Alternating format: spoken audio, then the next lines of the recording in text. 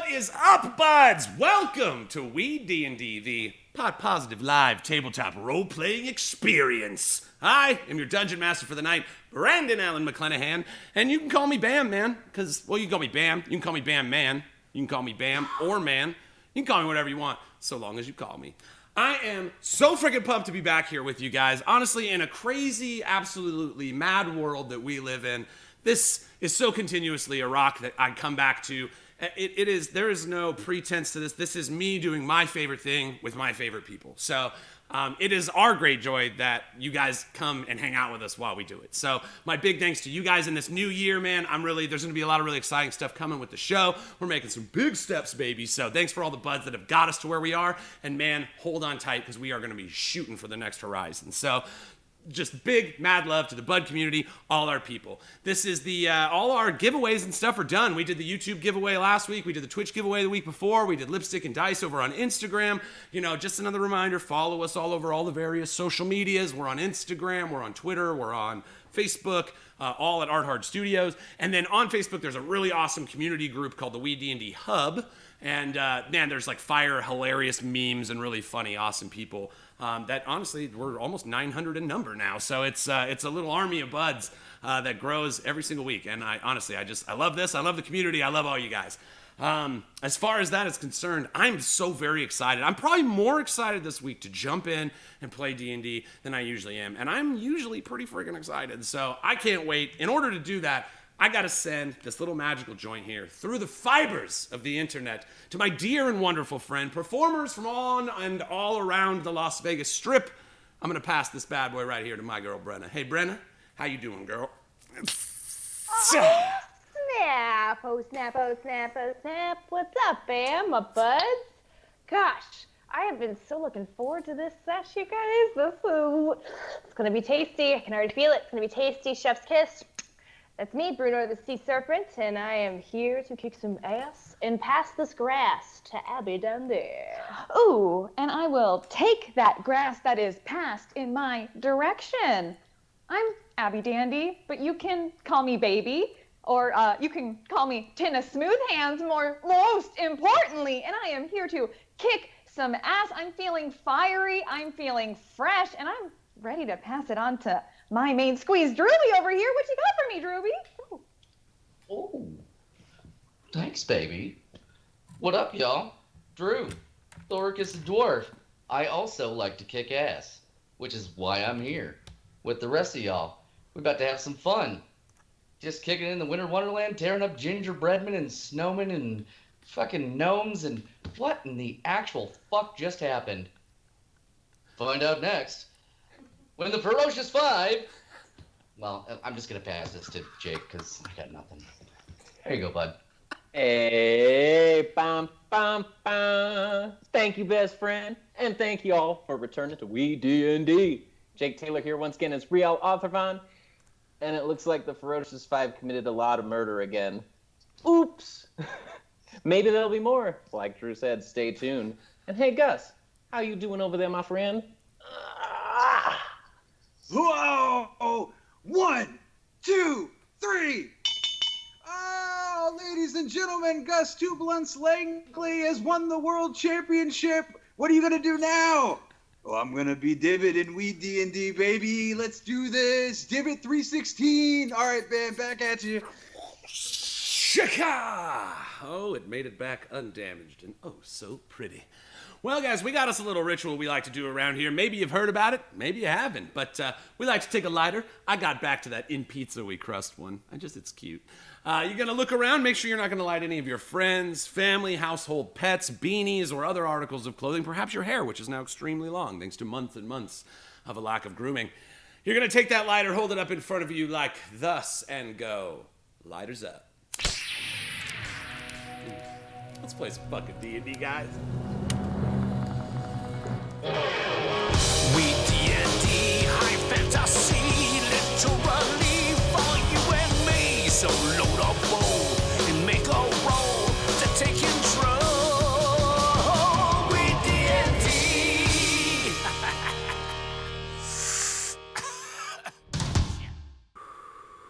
I love that intro. By the way, happy belated birthday to our brilliant sound designer, Sandy Stein. We frickin' love you, bud. Now, if you'll please allow me to set the mood.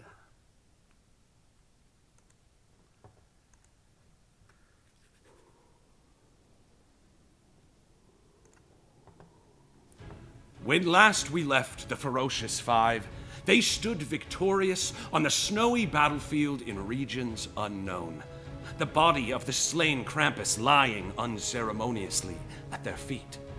As the snowy illusion surrounding them faded, their eyes fell upon the true savagery of the battle in which they had been engaged.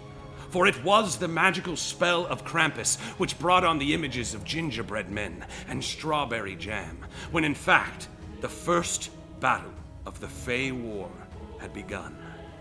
As the Five began to deduce the truths of their role in this battle between the agents of the workshop and the armies of Queen Mab, a great shadowy cloud began to form in the sky, bringing forth a great eruption of magic as a chariot drawn by 8 jet-black polar bears emerged.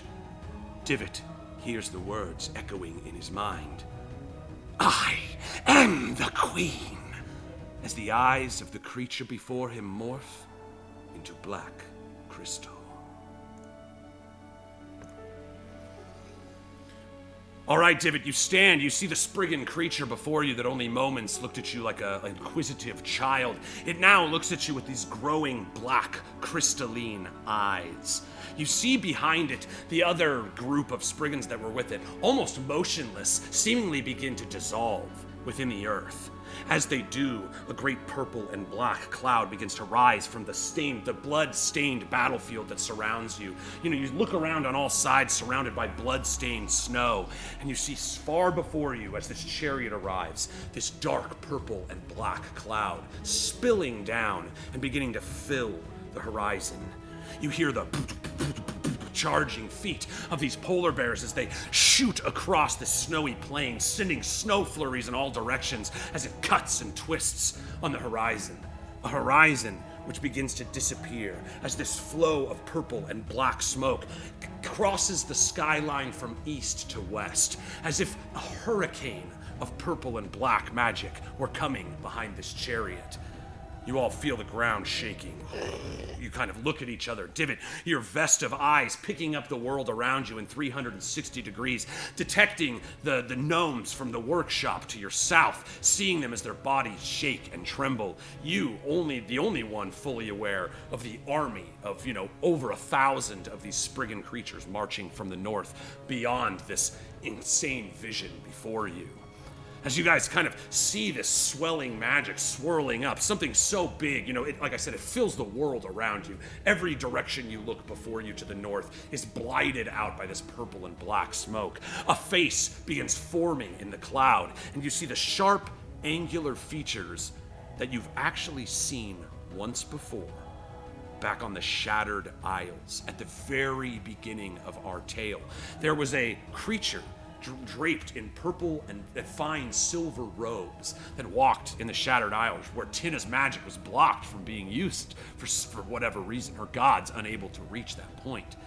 This is the same face that you saw on that fateful day in the Shattered Isles so many months ago, 8 of them in real life. But yes, so you have seen this face before. In fact, now connecting these points as you watch this angular, sharp-featured, silver and purple skin, gaunt female face forming in the clouds before you. I am your queen. I am the queen of death. And you see this wave start blowing out from the cloud as each of these rolling waves of purple and black clouds, almost as if horses and bears charging at the front of them, as it fills the horizon in front of you. Suddenly, a flash of sunlight, so bright, Divot, that your vest of eyes, you feel all your eyes at the same time. You can't see for a moment. You all turn behind you, and there's this glowing portal of sunlight. Standing in the middle of it, a creature. He appears to be about 4 feet tall, a hybrid of a rabbit and a man. He stands on 2 feet, but they are rabbit feet, no boots. His body is covered in a red and platinum armor. Thoricus, some of the finest armor you have ever seen. Setting on his rabbit head, kind of pushing his ears back, he has a platinum falcon head helmet that sits on his head, and hanging at his side is this glorious golden blade. At its base, a dragon claw holds on to this bright yellow gemstone at the root. You see the sunlight shimmering behind him, on a horizon of ice, death, and darkness. It almost seems like a sunrise morning in the distance behind him. You see, he steps forward. Hello, Five. It is an honor to meet you in this time. I'm sorry, we have very little time. Come with me. And he reaches his little rabbit hand out to you into the portal as this doom cloud continues to roll at you, maybe 100 feet on the horizon. What do? Yeah, fuck He's talking that, to me? I think. Okay, first of all, that entrance ticked a lot of boxes for me. Yeah. Bears, scary women, Yeah. smoke, purple stuff. Old Bears, shit from the past. That spooky kind of bears. Yeah. Yeah. About it. Oof. But I don't want to go anywhere near it though, because that sounds like boo bad. I don't want to do That that. looked like a No, thank big you. cloud of no. Yeah, It keeps let's coming get that. closer no now, 75 feet away. You see the rolling Yeah, you smoke. know what, guys? Let's Let's Yeah, get the let's fuck go out of here. walk Let's get the outside. fuck out of here. Yeah, Let's get the I'm fuck sorry, out your of name, here. sir. We did not catch your name. Do Secure. we have time for introductions? Thoricus, it is my great honor to meet you. And then you see him kind of look over you. But we'd best hurry. Quickly! And he reaches his little rabbit arm to you specifically, Thoricus. Yep. I'm good with Let's that. Here we go. Let's go. Yeah. Let's move You on. clasp arms. Oh, And this bright flash of light once more kind of overwashes you guys. Divot, once more, this like bright daylight. You're like blinded for a moment. If you recall, your vest of eyes is extremely fickle to the spell daylight or light. And it is a flash of the spell daylight that occurs when he lands. So you're like trying to take it in as you're blinded 360 degrees. You feel your body kind of hurling through the great spaces between you and where you're going. Okay, but can I still see? Yes. Okay. I think to myself, I'm like, damn, this woman is really cool, but always leave them wanting more. And I like follow everybody else. Yeah, Divot, you're almost the last one to step through the portal. You see everybody else enveloped by the sunlight. You're caught back a little bit, and you look over your shoulder, and a big, pretty black and purple woman for Divot. Not something he usually runs away I from. do not hate it here. But I am not splitting up the band. Yeah. That makes sense. So you kind of turn. Thanks, buddy.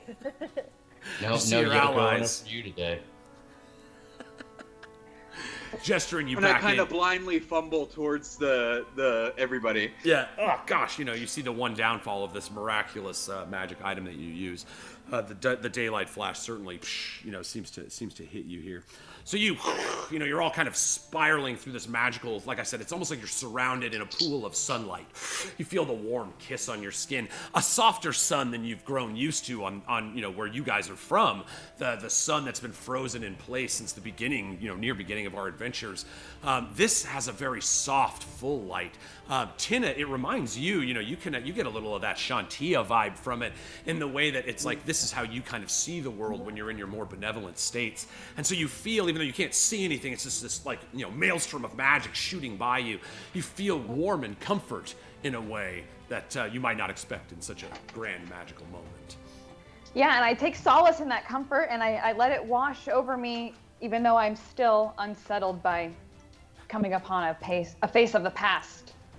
Indeed, yes. Yeah, Tina, it's you really didn't like that feeling of not having access to your magic that occurred when you were near that creature. So it like tickles a bad part in the back of your mind. So yeah, you guys, the big flash of light finally stops. You hear the cold, soft snow, and you kind of, wrench your eyes and here, go ahead and pop into the map here. You're standing on another big snowy plain, this time kind of stained purple, and stained blue and white. Kind of like the perfect little winter wonderland. You know, like if you looked at a little city inside of a snow globe, it's like all the snowflakes that are falling seem to have that perfect crystalline pattern. You know, and if you hold your tongue out, the snowflake lands perfectly on the middle of your tongue. You know, there's something just like magically quaint about the place around you. You see the mountains that kind of surround you, creating this valley here in front of you. The larger mountains to your north, south, and you know, farther west.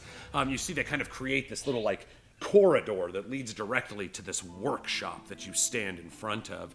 You know, you kind of adjust your eyes from the sharp brightness, and you're looking around. You know, still Sir Curie standing there in his red and platinum armor, just kind of letting you guys deal with the effects of this. You know, he can see it, your various states of disarray as you're kind of taking in the surroundings. But these mountain peaks to your north and south and west, they all glow with like a purple and a green hue. There's like a magical coloring to them. And even the sky itself seems to be painted with a teal and purple paintbrush. The very world around you hums with a little of that hyper color, you know, like you've had a taste of a magic mushroom. You see on the corridor that you're standing in, there's a couple small mountainous hills that spot the various points on the horizon. I'll kind of ping them here. As well as great thick trees that kind of line the north and the south of this corridor that comes through. In the center of this great valley in front of you, there's a large frozen lake. That's what this kind of large picture here is. In the middle, it has kind of dark blue that bleeds through the white of the snow, you know, giving some semblance of the depth of the water underneath. But yes, unlike the last horizon, which you guys stood in, which had no features or any distinguishing value, just a huge flurry of snow, and maybe the worst map in the history of Dungeons and Dragons. This little chestnut, I'm pleased to roll out before you with some topography and various weather effects that you may look upon rather than curse. So yes, you're standing, I mentioned the workshop, but did not describe it. You're standing in front of this massive 4-story workshop. At the front of it, these giant, thick wooden gates that bar entrance, you know, with great stone piers. They look like guard towers, but there's nobody in them. Standing to either side. The workshop itself seems exquisitely made. Any of our people here that have any like building, Thoricus specifically, but even Brunor, like your time as a shipwright, and really anybody with a fine attention to detail that may notice these kind of things. The workshop is perfectly made. There is not a myth, there's not a slighted piece of wood, there is not a bad cornerstone. It is constructed 100% perfectly. No brick out of place, no stone with a splinter that may catch your hand. I'm sorry, stone doesn't do that. No log that has a splinter that you might catch your hand on. It is just the most immaculately built, basically log cabin you've ever seen. The doors do currently stand shut, and Sir Curie begins kind of walking over in that direction. You see, he turns. Yes, heroes, the 5. I understand you must have many questions, but it is imperative that you come with me at once. All right. What's the matter? Yeah, sure, I guess we'll go. Walk it. Can we just can we Yeah, walk? yeah, walk sure. At the same time? Walk and talk. Walking, Yeah, it's yeah. like the West Wing. Yeah, the camera's just like with you guys as you're taking many lefts and hard rights through various. There's people walking by. You're like, who's that guy? Nobody knows. Yes. So I'm forgetting his name, the director. Damn it. Anyway, but in I am too. You see Sir Curie leads the way. He grabs the latched wooden doors that sit in front of this massive workshop, and he, pulls them. You see there's a big buildup of snow at the base as he kind of forces the door. You see he turns, Tina, your question specifically, like what's going on? He turns and he's like, a war, me smooth hands. A war, the likes of which we have never seen before. These people, and he kind of gestures to the workshop, these people know not of your ways of savagery and war, but they must learn quickly. For the army, and he pulls out this little gemstone, the army comes, And in this moment, you guys looking, almost like a crystal ball for a fortune teller, as you look into this strange crystal that he holds in his hand, you start to see the same vision that Divot was privy to with his or his vest of eyes. You see the marching army, over 1,000 in number. Thoricus, you're actually good enough at this that you're like, yeah, there's about 1,500 there, is about what you count, at least in this army that you see in the crystal. Even in the crystal, the storm of the purple and black smoke is slowly starting to dissolve as they march their way through the vast snowy battlefield that you were just on. I swear I won't bring the map up. Close your eyes and use your imagination. Just remember that use map. your memories. No, yeah. So now he just kind of to show you as he, pockets the crystal once he sees everybody's eyes connect with the threat that's at stake. He says, by my estimations, according to Hiccup, we've got about an hour. This way. So you guys are kind of talking right now. As he goes, he has this first, as he's walking you through the workshop, as you guys kind of get near the doors of the entrance of this place, again, you notice the same attention to detail in all aspects. The door is perfectly made. There's the most perfect wreath that you've ever seen with golden pine cones and strange plants of varying colors that hang on the doorway. But he kind of showing no regard for any of this, just kind of quickly with mud on his paws, grabs the door, throws it open, and continues walking in. As you walk in, you look around and you see, it's basically Thoricus, the best stocked workshop you've ever seen. It seems like they have every possible tool that you could ever imagine. A workstation for fine stonework, fine masonry, fine woodworking, and you see piles of little chips of wood from sanding projects, and the smell of sawdust is in the air. You look around, you don't see any people. The lights seem kind of drawn. All the candles and everything that would be lit are not. There's kind of this heavy gloom that hangs in, almost like you're walking into a room that hasn't had a living soul in it in a long time. That's the feeling it draws. The air is a little colder here compared to the warm sunlight of just before.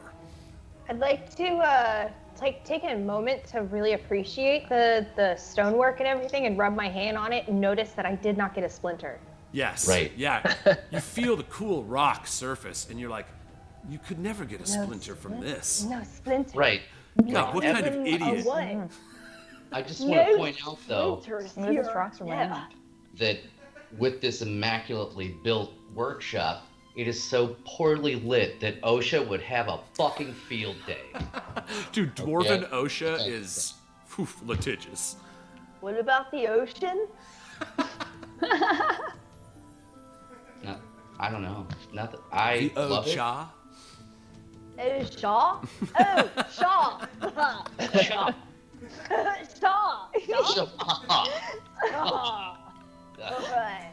So what's going on in here? What's happening right now? What are you guys all doing? Hi. Sorry, I What was. are you- Yeah. So what are you yes, all doing? Kiri, you see, he turns. He's like, I wish I could give you all of the answers right now, but I've got to give you the short of it. It's imperative that I get more reinforcements. The war has begun. Queen Mab marches an army here even now, and I, and the Sword of Dawn, he pulls it out and it even glows with a little bit of sunlight, can only do so much. I've gathered the leaders of the men here, the generals, you may call them. We've built you an army, but we need you to teach them. You see, he looks up, and you've got roughly 1 hour. Right. Okay. Is there any way that we can get someone to Buraken back? Do you have a portal that can do that real quick? Because I've got this lieutenant. His name's Topoko. Bugbear. Awesome dude. Taught him everything I know. He's been teaching my guys. You want to learn some shit? Go get that guy. And my other guys. So you see, Sakiri. Ah, yes, Master Thoricus. The Stone Reavers of Uraka are a legend even in the Feywild. But, alas, my magics do not allow me to transport between the planes so easily. But if it's an army you want, my boy, it is an army you shall get. And as you guys are kind of walking through, he opens the back door. And you see almost like a field of cattle or goats. You see this little fenced-in area. And standing there is about 600 of those little gnomes. Oh, Like you saw... My people. yeah. What were you guys doing with those goats? Hell yeah. No, they're just herded in like them. Not. Oh, okay. Yeah. Oh. So you see. Yeah! There they are. So you see, and they're all just kind of standing there. The ones, you can see the ones that were, that have caught word of it because they're standing around very shaken and scared. They almost have this exact expression. They're just kind of looking around at each other very nervously. And, you see Sir Curie looks and he's like, "At ease, men. These are the heroes, the five. Look, Thoricus Onyxheart himself." And you see a couple of them stand up, like kind of impressed, and a few of them have obviously never heard that name before. And he's like, "One moment, lads, we will be right with you." And he closes the door, and he looks at you and he's like, "I'm sorry. I know they're not the most impressive troops, but they've got generals and it's best you meet them. Follow me." And he kind of pushes past you guys, noticing your objections to like, "Wait a minute, that's the army that we supposedly have?" And he quickly, again, he's kind of like forcing the issue. He moves past you and starts walking down toward another hallway. "I have gathered the finest and most skilled of our men, and we will give, and each of them have been granted the title of general. It is time for you to meet the very best of all men." You see he reaches down and grabs the silver handle of a doorway, and he opens the door.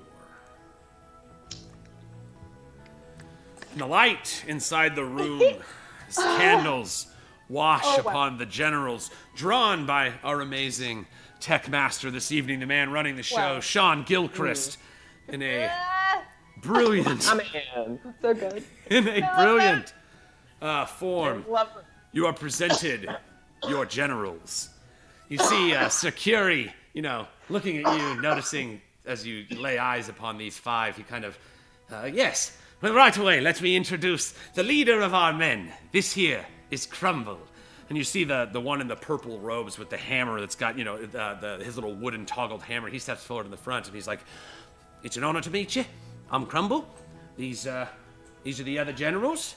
And I'm hoping that you can, you can show us what to do with battles, because we've never had one. I usually use this to make toys, and, well, I guess that's it for me. Here, let me introduce you to," and then you see the one in the green hat steps forward. He's like, I can speak for myself. So, my name, and he pulls out a scroll, unrolls it for you grandiosely. He's like, "My name is Hiccup." Is Hiccup? Sorry, I get excited. "My name is Hiccup. Hiccup. I'm the knowledge one around here. Quartermaster. I keep track of all the odds and ends. And he reaches his hand out. It's a honor to meet you." You see, as he kind of stands there in front of you guys, the one with the blue cap behind him with the exclamation point.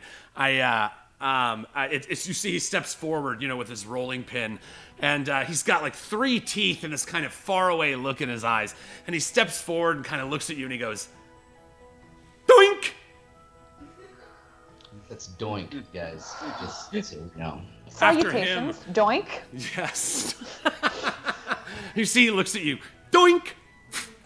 And he just Doink, starts smashing yes. the rolling pin in the air. Dorcas Yeah. and Brunard. Yes, hello. Doing. You hear a voice from the back of him. Hiccup and "All right, you've met him. That's Doink. He's one of the older ones. Grandfathered in, if you know." You see stepping forward, one of them, is missing his left eye, and he steps forward, and you notice down at his left arm, instead of an arm like the rest of him, he has this metal contraption. It comes down to this little silver and iron clamp that he has for a hand. You see him step forward, missing eye. He lights a match, lights up one of these little stuffed tobacco, filled cigars that he has, steps forward. "Name's Rivet. Pleasure to meet you." And that gentleman, and he gestures over, and in the corner of the room, they've got all these snowballs and various white paint and peppermint powder and stuff just caked all over the place. And you notice as you kind of look over the general direction that he waves his hand, you can't see anything, and he's like, "Oh, and that right there, that's powder." And then you hear, "Hello." and you see a little slit open in this white background. And you see standing there is this little gnome, all dressed in all white, a white cap. The only real color that you can see on him, against the white backdrop, is the slit of his little blue eyes. And he's holding 2 ice picks in his hand. Powder. They call me Powder.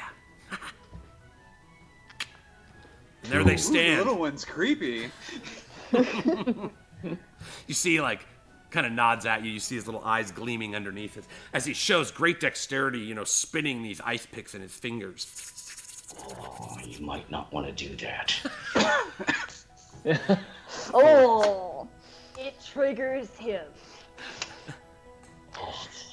Well, Thoricus, you think we got an army? I think we have something. Whether we like it or not. You see Curie kind of interjects. He's like, unfortunately, I must take my leave of you. We will need What more the giants. fuck? We'll need more giants. I assure you, you'll want them. I will be Yeah, back. Definitely go get more giants. Yeah, if I that's can what Yeah, back sounds that like a up. really That good checks idea. out 100%, Yeah. guys. You're gonna want those giants. That makes Double sense. it. No. Surely Yeah. they owe the queen. You see, she's the sword of dawn once more, steps forward. Again, it has been my greatest honor to meet you at last. The Five, my lord. And you see a flash of sunlight, and Curie disappears. Stiv it again, you're like, oh, God. Ah, fucking. And I pull out some sunglasses out of nowhere. Doesn't help, but I have them. We should build you a sunglass coat Sunglass over vest. your coat. Yeah. Yeah. Oh, yeah. You could just put the dragon skin duster over that when you just want to not see Yeah. everywhere, I guess. Put a You duster think there's over gonna a be bright vest. light suddenly. Right. I mean, Light. So, Also, I don't think if you want dragon penis that close to your eye, that's how you get pink eye. Ooh. Yeah, true that. I thought it was from the. are we on cheeks. board with trying to make this ragtag group work, or are we gonna cut and run? Because now would be the time. Well, at this point, they are the most knowledgeable, and from what security told us, Security. Security! Security. I think if we just call that out, wasn't it? he shows up. He's wearing a yellow vest. Yeah. Right? But yeah, from what security told us, they're generals, so they're the most in charge that we know of right now. Maybe we can ask them someone who doesn't look like they just murdered people with their toys and rolling pins, and maybe took their contact lens out with the wrong hand, and creepy shanks a lot in the snow. Maybe, The library is and then so we bad. can the smartest one out of them Reading them. talk without hiccuping every 3 seconds. This. You actually see Hiccup is the one that steps up in this moment. I apologize for interrupting, but Curie told me you may want to know about our situation. Here, and he kind of lays out a map. You see, just so you guys are all kind of seeing the same thing, this map in front of us that, we first arrived at here with the picture of the lake and the mountains. He says the armies of Queen Mab will... And then he holds his breath for 26 seconds and swallows 3 times. That's how I get rid of the hiccups. 26 And seconds. then yes, you see he points and he's like, the forces of the Queen will be coming from the Far East in nearly an hour. In an hour, and well, we don't really know what to do. They outnumber us, nearly 3 to 1. They know of the ways of battle. Their Queen has taught them maliciousness. We know of no such things. We are tinkerers by trade, but with your help, perhaps we can be ready. We have, and you see he sets down an hourglass, and at this point, your hour begins. We have 1 hour. Why did you do that? Well, You didn't hold do on. that. We would have had more than. Guys. Or why The did time you do started. My goodness. Question. So what is? Bruno points at the mat and points at the big blue thing. And what is that? Is that a body of water? Ah, yes, the lake. In the summer, it's one of the most beautiful sights you will ever see, but the harsh winters freeze it. currently it sits. It would likely slow them, be hard to walk over slippery ground. Also the ice only recently froze, so perhaps not too thick. Well, that's what I'm thinking. Do you think maybe we could get the armies to head into that frozen lake just to be swallowed up, and then it could probably break off a lot of them, like straight through the middle at the very least. You see, he starts drawing your idea. He's going to layer all your ideas kind of on top of the table. He sets out one that represents you and starts drawing. Ah, yes, we could position perhaps to try to force the bulk of their numbers across the lake. Brilliant. What do you think, Thoricus? And Divot, sorry. No, I'm definitely picking up what you're putting down. And I'm vibing out with the gnomes a little bit, because even though they make me a little uncomfortable, I was raised by gnomes. That's absolutely true. And one of those guys' names is Rivet, and you're like, dude, Divot? Your name's Rivet? This is like, we should start a band. My dad's name is Pivot. So yeah, you see he kind of lays your concept out on the table, Bruno, and again, you're like, anybody looking at this map would like probably have some, you know what I mean? Like, it's weird that they wouldn't even have considered that, you know what I mean? And all of them, you see all the generals in the room, you know, kind of looking, even Rivet from the back kind of look like, yes, that makes sense. Yes, okay.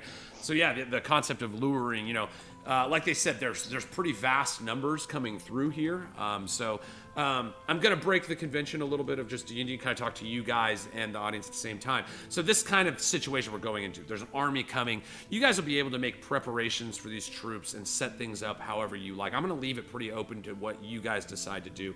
I just kind of want to let you know how the mechanics are going to work. So your forces, each of these troops, you have 6 units of 100 men, okay? So you have all of these various gnomes. You have 600 to choose from. Each one of them, or just to make things simple, is a unit of 100. So you have 6 units of troops, basically ground troops. You then have your generals. Now each of the generals does a little bit of his own special thing, depending on how you choose to use them. Doink, for example, adds 3 to the battle rating of the unit that he's in. Battle rating is how we're gonna work out the scale of this massive battle as we go in through it. So your troops have a battle rating, their troops have a battle rating, you guys have your own little battle rating, and you affect the troops on a kind of a grand scale. This won't be quite as minute as like going through a room or anything. This is kind of a grand scale battle. So yes, you have 600, they have 1,500. You know, Curie has said that he's getting you giants. You don't know just how many giants you're getting, but just from what you saw in the hourglass, you know that they have at least 6 of those giant frost giants that you were battling against in the war before.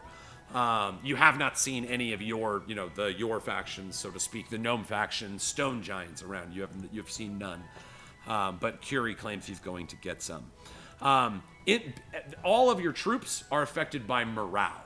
Okay, so there's right now they all have a -2 basically. They're shaky. They're scared because they've never dealt with war before. You guys in this hour can choose whatever you want to do. If you want to inspire your troops to give them a better morale rating, if you want to equip them or try to work toward getting gear for them, there's ways we can role play this out. But basically that's the concept. You guys are about to prep a war in 1 hour. And whatever you do will add bonuses to your side, and then the good old dice will decide ultimately. It'll be battle rating battles between your troops and theirs. You guys can join units and move with units and benefit from them in each way. I'll tell you real quick, your generals, Doink adds +3 to the battle rating of his unit. He's like a good fighter. Crumble is the best fighter in the group. Crumble will actually add +5 to the battle rating of whatever unit he is paired with. Yeah, he's pretty strong. Those stack? Yes, they could. Yes, if you wanted to put Doink and Crumble into the same unit and have like your best fighters in one unit, they do stack. Powder, because of his stealthy nature, it grants advantage on stealth for a unit. So if you wanted to like have a unit hidden somewhere or something like that, assassin unit would grant them advantage on their stealth. Again, it's advantage. You know, this is still D&D. The dice are still going to figure. You guys are now going to try to build as many bonuses for your side as you can through whatever means you would like. Rivet. I just wrote down Machete Squad. Oh my god. Rivet can either make weapons for everybody. Okay, so this is kind of before the battle. He can make weapons for everybody, which would be +1 to the battle rating of all your units. Or he can make like really good weaponry, like a soldier's weapon, master-crafted weapons, for 1 unit, giving them a +5 bonus. So you can kind of see how you can choose to make one group super strong or kind of diversify your power level over it. The last one is Hiccup. Hiccup is kind of, he's not a fighter. He has kind of a general, because of his knowledge of the battlefield, once per round on his rounds will be done by battle rating. Once per round, he can add +2 to any of the units. So like if there's a specific phase of this that's going a certain way, you know, it'll still be rounds. Each round will be 1 minute rather than 6 seconds. And yeah, it'll be kind of a grander scale thing. So ultimately, I know it's a little vague right now. I think it'll make more sense as you go. But the opposing army right now has better morale, better numbers, and stronger fighters. You guys have preparation, ingenuity, and a tactician's mind. So basically, that's, you know, at this point, I want to leave it to you guys. Inspiring. Each of you kind of remember, you only have an hour, so it's like you got to think a bit about your time. Each of you could motivate groups individually. You could do a grand speech to all of them. You could try to train them fighting styles. I really want to leave this open to your creativity in this moment. How would you prepare? But now you know the stakes. An army of higher numbers and stronger soldiers is coming. You guys have this hour to prepare and get your soldiers who are untrained in the ways of war ready. A tall task, but the Ferocious Five. So, at this point, I shift the power over to you. All right, well, guys, what do we'll you be back think? in an hour. So, thank goodness. And we're just gonna go figure this out. See in what? You know, let's give them 55 minutes. I don't want to waste their time while we figure shit out. Ooh. I say we have them here as we figure it out, because they need to know the plan as much as we do. Oh yeah, you know what, that checks out. Yeah, you see they're all kind of like eagerly waiting. Like they're like letting you guys call the shots, but they are there for any questions or any strategy or anything you need to do. All right, Thoricus, what do you think about us luring some of them to this lake? I'm sorry, what was the question? What do you think about us luring those guys to this lake? Oh yeah. Right here. I was literally gonna say that before you even asked me that question. I was gonna say your idea before. Brilliant, love it. That is fantastic. They still have the option to get out of the lake on either side. So I'm thinking with those peaks in place strategically where they are, if we can train like archer or artillery units to be up there, and then also maybe build some sort of barricade along there so they have to kind of, what's that called, bottleneck into the lake. Maybe some sort of a strategy with Brunor and Brian going into the lake. I know that you guys swim real well, but that's some cold ass water. Just to trigger that fall of a good chunk of the army to sit there and drown and freeze to death. That'd be fantastic. I'm thinking that Divot, Inspiration Master, my dude, and best friend, you take fucking Stabby McSnow Creep and teach an assassin unit hide in the trees and the snow around the lake. If anyone survives the fall, they come out. They're dropping. No one knows why. It's because you've got a bunch of creepy snow stabbers just waiting for them if they even survive, because they're already weak and cold. And Tina, I think you should be back with the smart one. But not, God damn it, Fluffy. No, Hiccup. That's it. Hiccup, yeah. Hiccup. You see, he understands you forgot his name. He's like, Hiccup.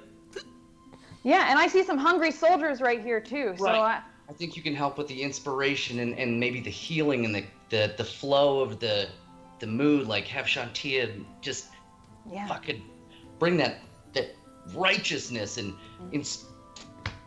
fucking get it in them. You know what I mean? Like, and what should I do, actually, guys? I have no idea what I should do.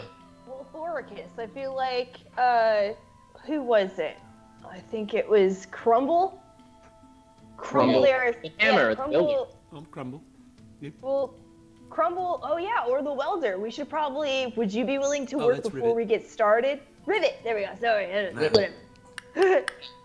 Rivet. Well, that's the thing. They all have their different strengths, which Yo, I think is awesome. think we get a better bang for our buck out of him giving weapons to everybody. I agree. You know, That's there are gnarly. 6 units. Right, and they have 1,500. So, I mean, just strengthening across the board, coming up with awesome plans to, make them weaker, destroy their morale, raise our morale. I think Brandon's trying to Gwent us a little bit. Playing cards and doing that, shifting power and. I do like that. That's actually an important point to notice, Thorkus. You can absolutely feel free as your plans throughout this, morale being such a factor in this. Demoralizing the enemy is also something you're absolutely willing to do.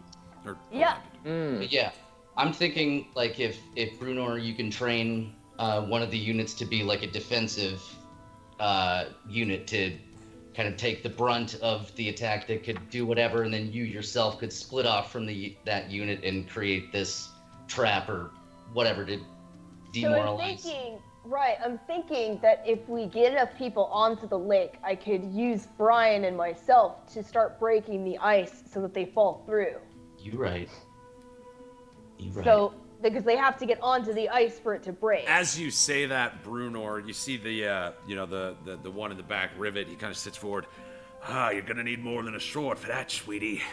How about one of these? And he sees, as he's smoking a cigar, he pats this box that he's sitting on, and you notice, holy shit, that dude's sitting on like gunpowder. And so yeah, you see as the hot ash of his cigarette falls, or cigar falls just right near the base of this powder. He's like, "This is my only good one, but it's got a lot of boom." And he claps. his little clinky. I love to look over at Rial, who's started many a fire, and made eye contact with him and was like,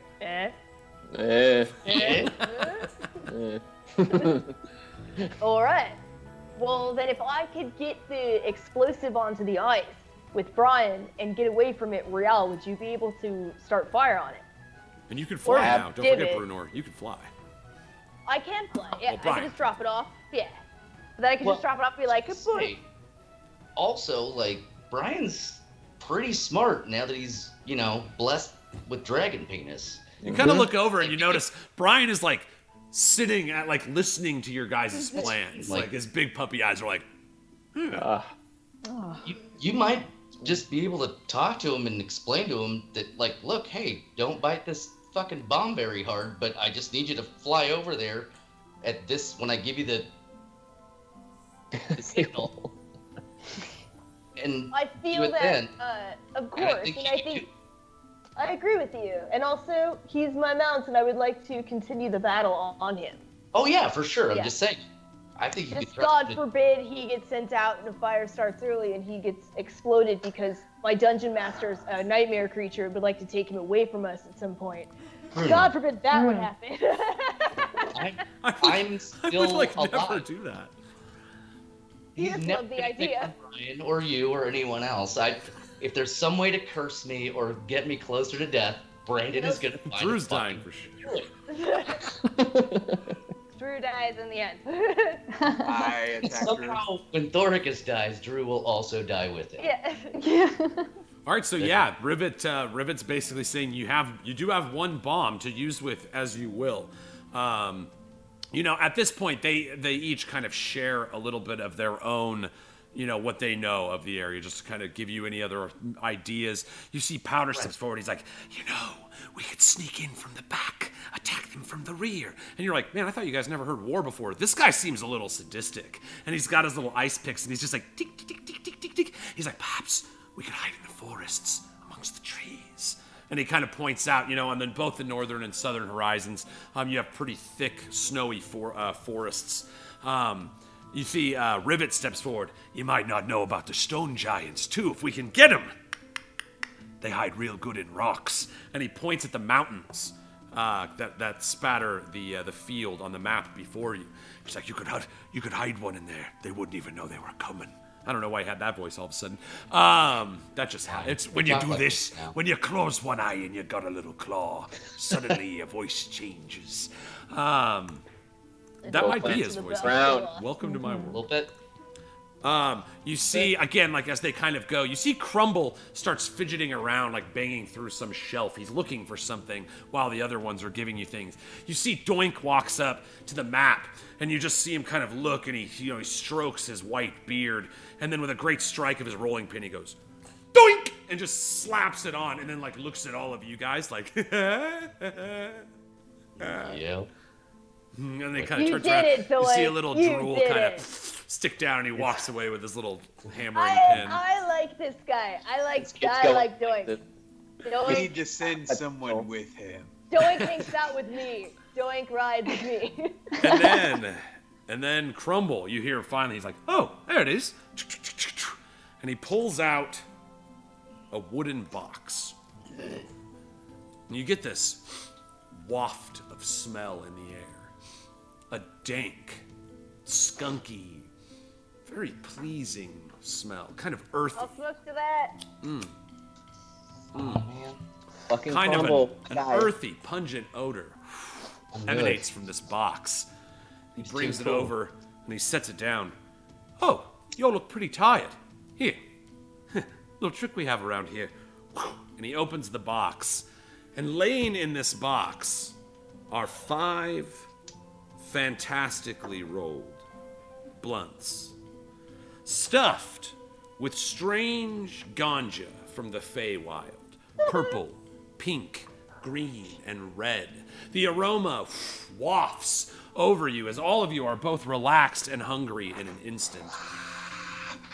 You see he reaches into the box and hands one to each one of you. Just smoke that. You'll feel a lot better. Hell yeah. I don't All right. skip a beat. Yeah. Create bonfire. Light everyone's joints. Yeah, right? I catch that whiff and I'm smoking right away. Rudor never turns down seaweed. Oh, it's magical. It's pungent. You know, you kind of try to look at it as you light it and put it in your mouth. Little bits of this vibrantly colored plant matter falls out of the base. It whiffs with that strange, you know, as you hit these strange cigars or cigarillos that were handed you, you draw on them and you notice a pink smoke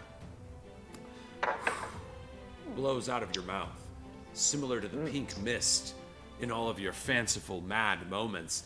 And as you're smoking this, you feel this overwhelming feeling of relaxation and joy that starts to wash over your weak muscles. It eases your weary mind. And in this moment, by smoking the ganja, you have all received a long rest. So, in the world of Ganjaria, which this is all the prologue to, the magical plant of the Feywild, ganja, has many magical properties. One of them being this, to grant you a long rest. Wow. Wow. We gotta stop telling stuff, man. We gotta get it out there. Oh yeah. I'm hungry. I can't be the only one who's hungry. I'm storming. Yes, always Tina, feel- suddenly you're more hungry than you've ever been. Like it's like, oh my goodness, like you feel this feeling in your stomach. You start thinking about all kinds of delicacies, desserts and cheese-covered dishes, potatoes and mash with rabbit stews, and then you feel a little bad about thinking about eating a rabbit around the rabbit guy. And then, but yes, no, all of you, are overwhelmed. Tina, what do you think? Well, I'd like to poke around, see what I can scavenge, feed these hungry soldiers. All right. Yeah. Your meals? That would inspire. Yeah. So we're gonna do at this point. Basically, you guys have legit. You've used about 20 of your 60 minutes with strategy. Now I gave you a little bit of benefit on either side, just for me explaining what the heck is going on. But that's about where you'll be at by taking the time to strategize, figure this stuff out, listen to each of them. You've learned the boons of each of the generals. By spending a little extra time with them, you're good. So what we're gonna kind of begin here, and we're gonna do it with our dear friend Tina. We'll basically say each of you has 2 20-minute segments, okay, that are remaining in this half hour. So Tina, this would be one of your 20-minute segments, is this next beat here. And trying to create this dish, this would be on the inspirational side of things. So if go ahead and explain to me how you would like to do this, and I will tell you what you will roll, how it'll be modified, based entirely on how you describe it. Absolutely. Yeah, I want to poke around into the frozen trees, and I want to see if I can grab some crisp greens to build a nice salad, and maybe if I can find some berries also. It's not going to be too filling, but it'll be energizing, and I want to fortify these soldiers before we send them out into the field. A little snowberry vinaigrette. Yeah, We'll mash that up. Yeah. I bet they have some really cool stuff like in their workshop too that you could use. Oh yeah, They work here. They better have a kitchen or something, right? yeah. This perfect workshop needs a perfect Shit pantry. lighting. Yeah, that's a great idea. I'd like to go check out that workshop in there. Okay, so find the food and make a feast. Basically, is that the wrap around on it? Okay, Yes. cool. So Tina, this again playing directly into the nature of this new feeling, the benevolent, the not to say the mother, but the nurturing, that Shantia spirit, the cornucopia, the offered meal, and seeing how it's invigorated your allies time and time again in your battles along the way. What better method than to bring that same magic to the workshop. So you're going to give me 2 rolls, Tina, and both of these are going to modify your troops, but you're going to give me a nature check with advantage to find the ingredients. Okay. Okay. You're then going to just give me an outright wisdom check, because again, you're calling to your core nature, your where your magic comes from, your wisdom, to create the dish. So you'll do 2 checks for me. Okay. And the first one, good thing you had advantage, huh? Because that was a 1. So the nature check is with advantage. The wisdom check is not. Okay. So. Okay. So yes, the 14. Okay. And then just basically just click on the wisdom score itself. Ooh, a 5. Okay. No. Now Tina, in this moment, you connecting to the nature, the trees around you, the energy. Again, an alien place. Your magic does not come to you as easily here as it did on, well, now you guys know, Curie told you, you're in the Feywild now. You're not on the prime material plane where you guys are from, where you draw your wellspring of magic from.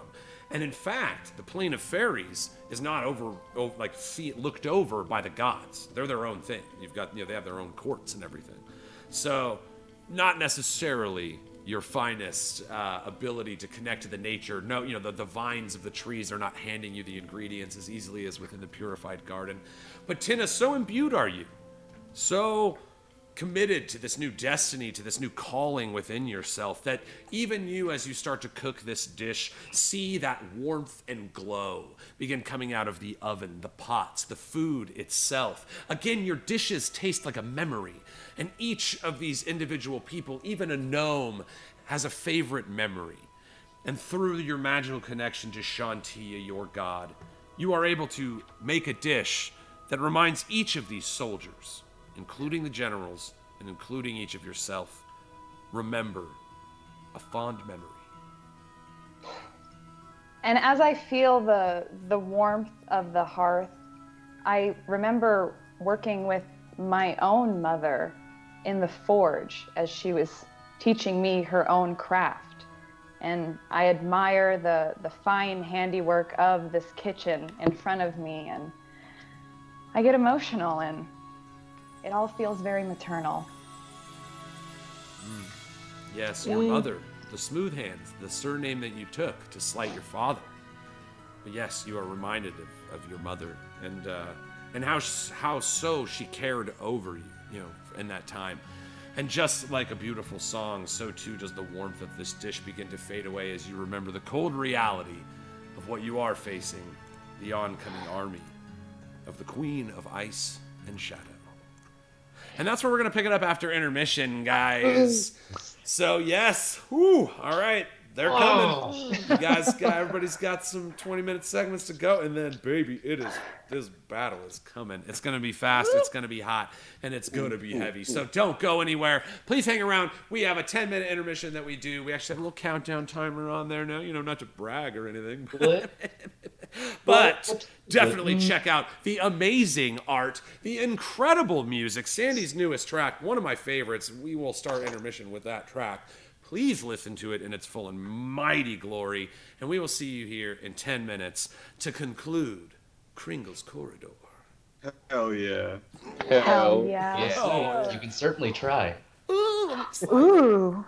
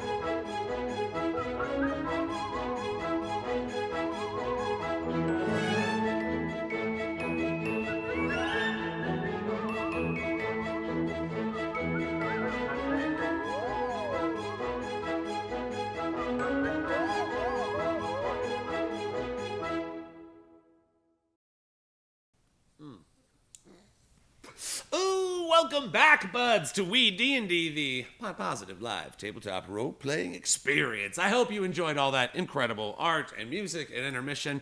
And if you didn't, what the heck, man? I mean, like, you should. It'd be tight.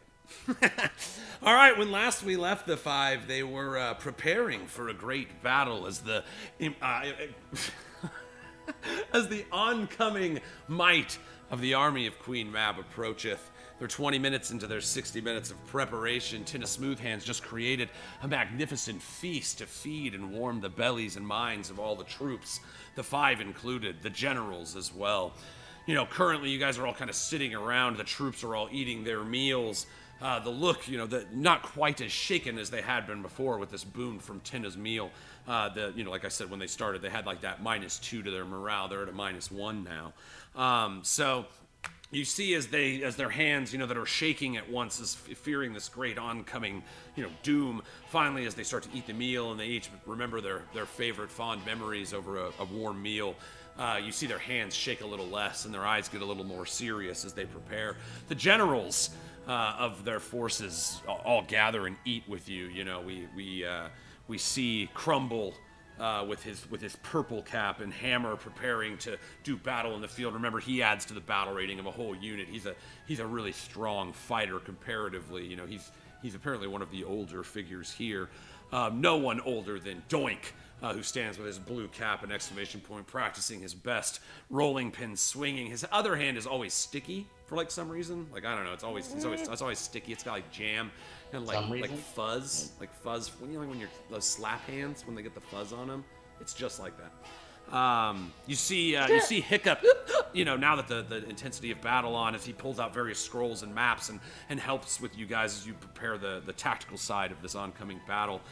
You see Rivet hops pretty quickly to work, you know, his one left eye scarred but not covered, you know, you just see kind of the gaping hole, walking around with his little clamp arm, just preparing the workshop to begin creating the weapons for your would-be army. And Powder, you know, characteristically, you can't see him, you don't know where he's at, but you just hear Powder every now and again. You look around, but you know he's there. You just, until you really need to talk to him, he's practicing his stealth. So yes, the great generals lie before you of the newly formed and unbattle-tested army are presented to you. You guys have 20 more minutes left of this first round. Divot, Brunor, Thoricus, Real, what do you guys want to do?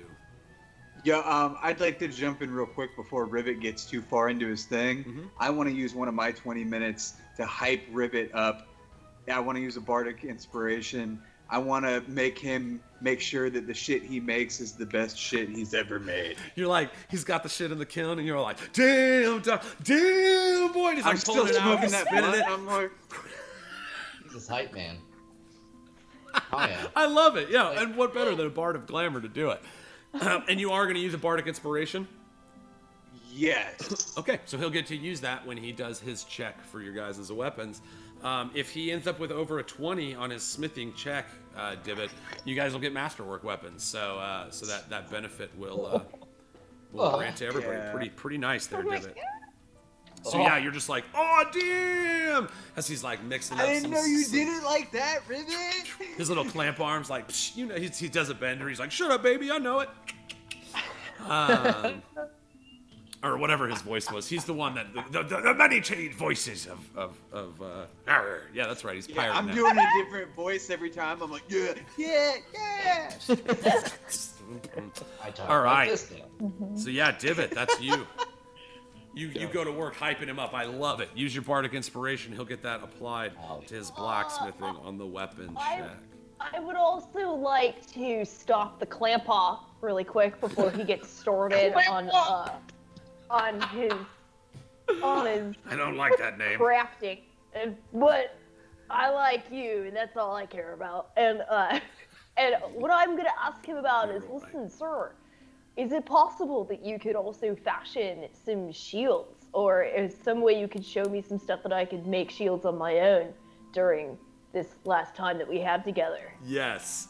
So Brunor, is this? I just want to. We had talked a little bit about you maybe running a protector unit. Are you trying to get just like 100 shields? Is that basically the idea? Yeah, I would Okay. like to get. I'm gonna call them Chaboys. We're going to be called Chaboys. All right. And just us, we're the Chaboys. We're like the special units, right? We're gonna have shields. I want to teach them how to use their shields and have a little swingy swang. Got your back, you know. Chaboy. Chaboy's got your back. Chaboy. All right, so Chaboy. Yes, you actually see. At first, you're talking to him, and he's like, "Shields? What would you?" Oh, because they're gonna try to stab you. Oh, that's nasty. And he's like thinking about fighting. You're like, yeah, they're trying to stab you. That's the point. And he's like, oh man, you know, I bet if you had, a sled. And you see him, he's like, well, we got lots of sleds. And he just kind of points over to this area where it's like there's all these little snow boots and sleds. You're like, what a miraculous place this must be when it's all humming and bumming. But yes, you see he points, he's like, oh, really? All you need is a strap for him, right? And you're like, yes. So basically, if you want to use your 20 minutes, Brunor, you can basically just kind of stitch these rudimentary handles onto these sleighs, and your troops, Chaboys, will have shields.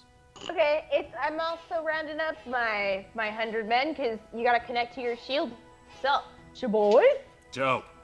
So, Bruno, yeah, like I said, Bruno, as you kind of walk in, again, that role that so often in your life you've tried to run away from, that keeps thrusting itself on you, that of the leader, that of the, you know, the person in charge of men, and you once more, you know, throwing your aversion to it aside, step forward, and you find how quickly, you know, you start speaking of the benefits of protection, and, you know, who's the man that could carry the shield, you know, instead of the sword. Chaboy.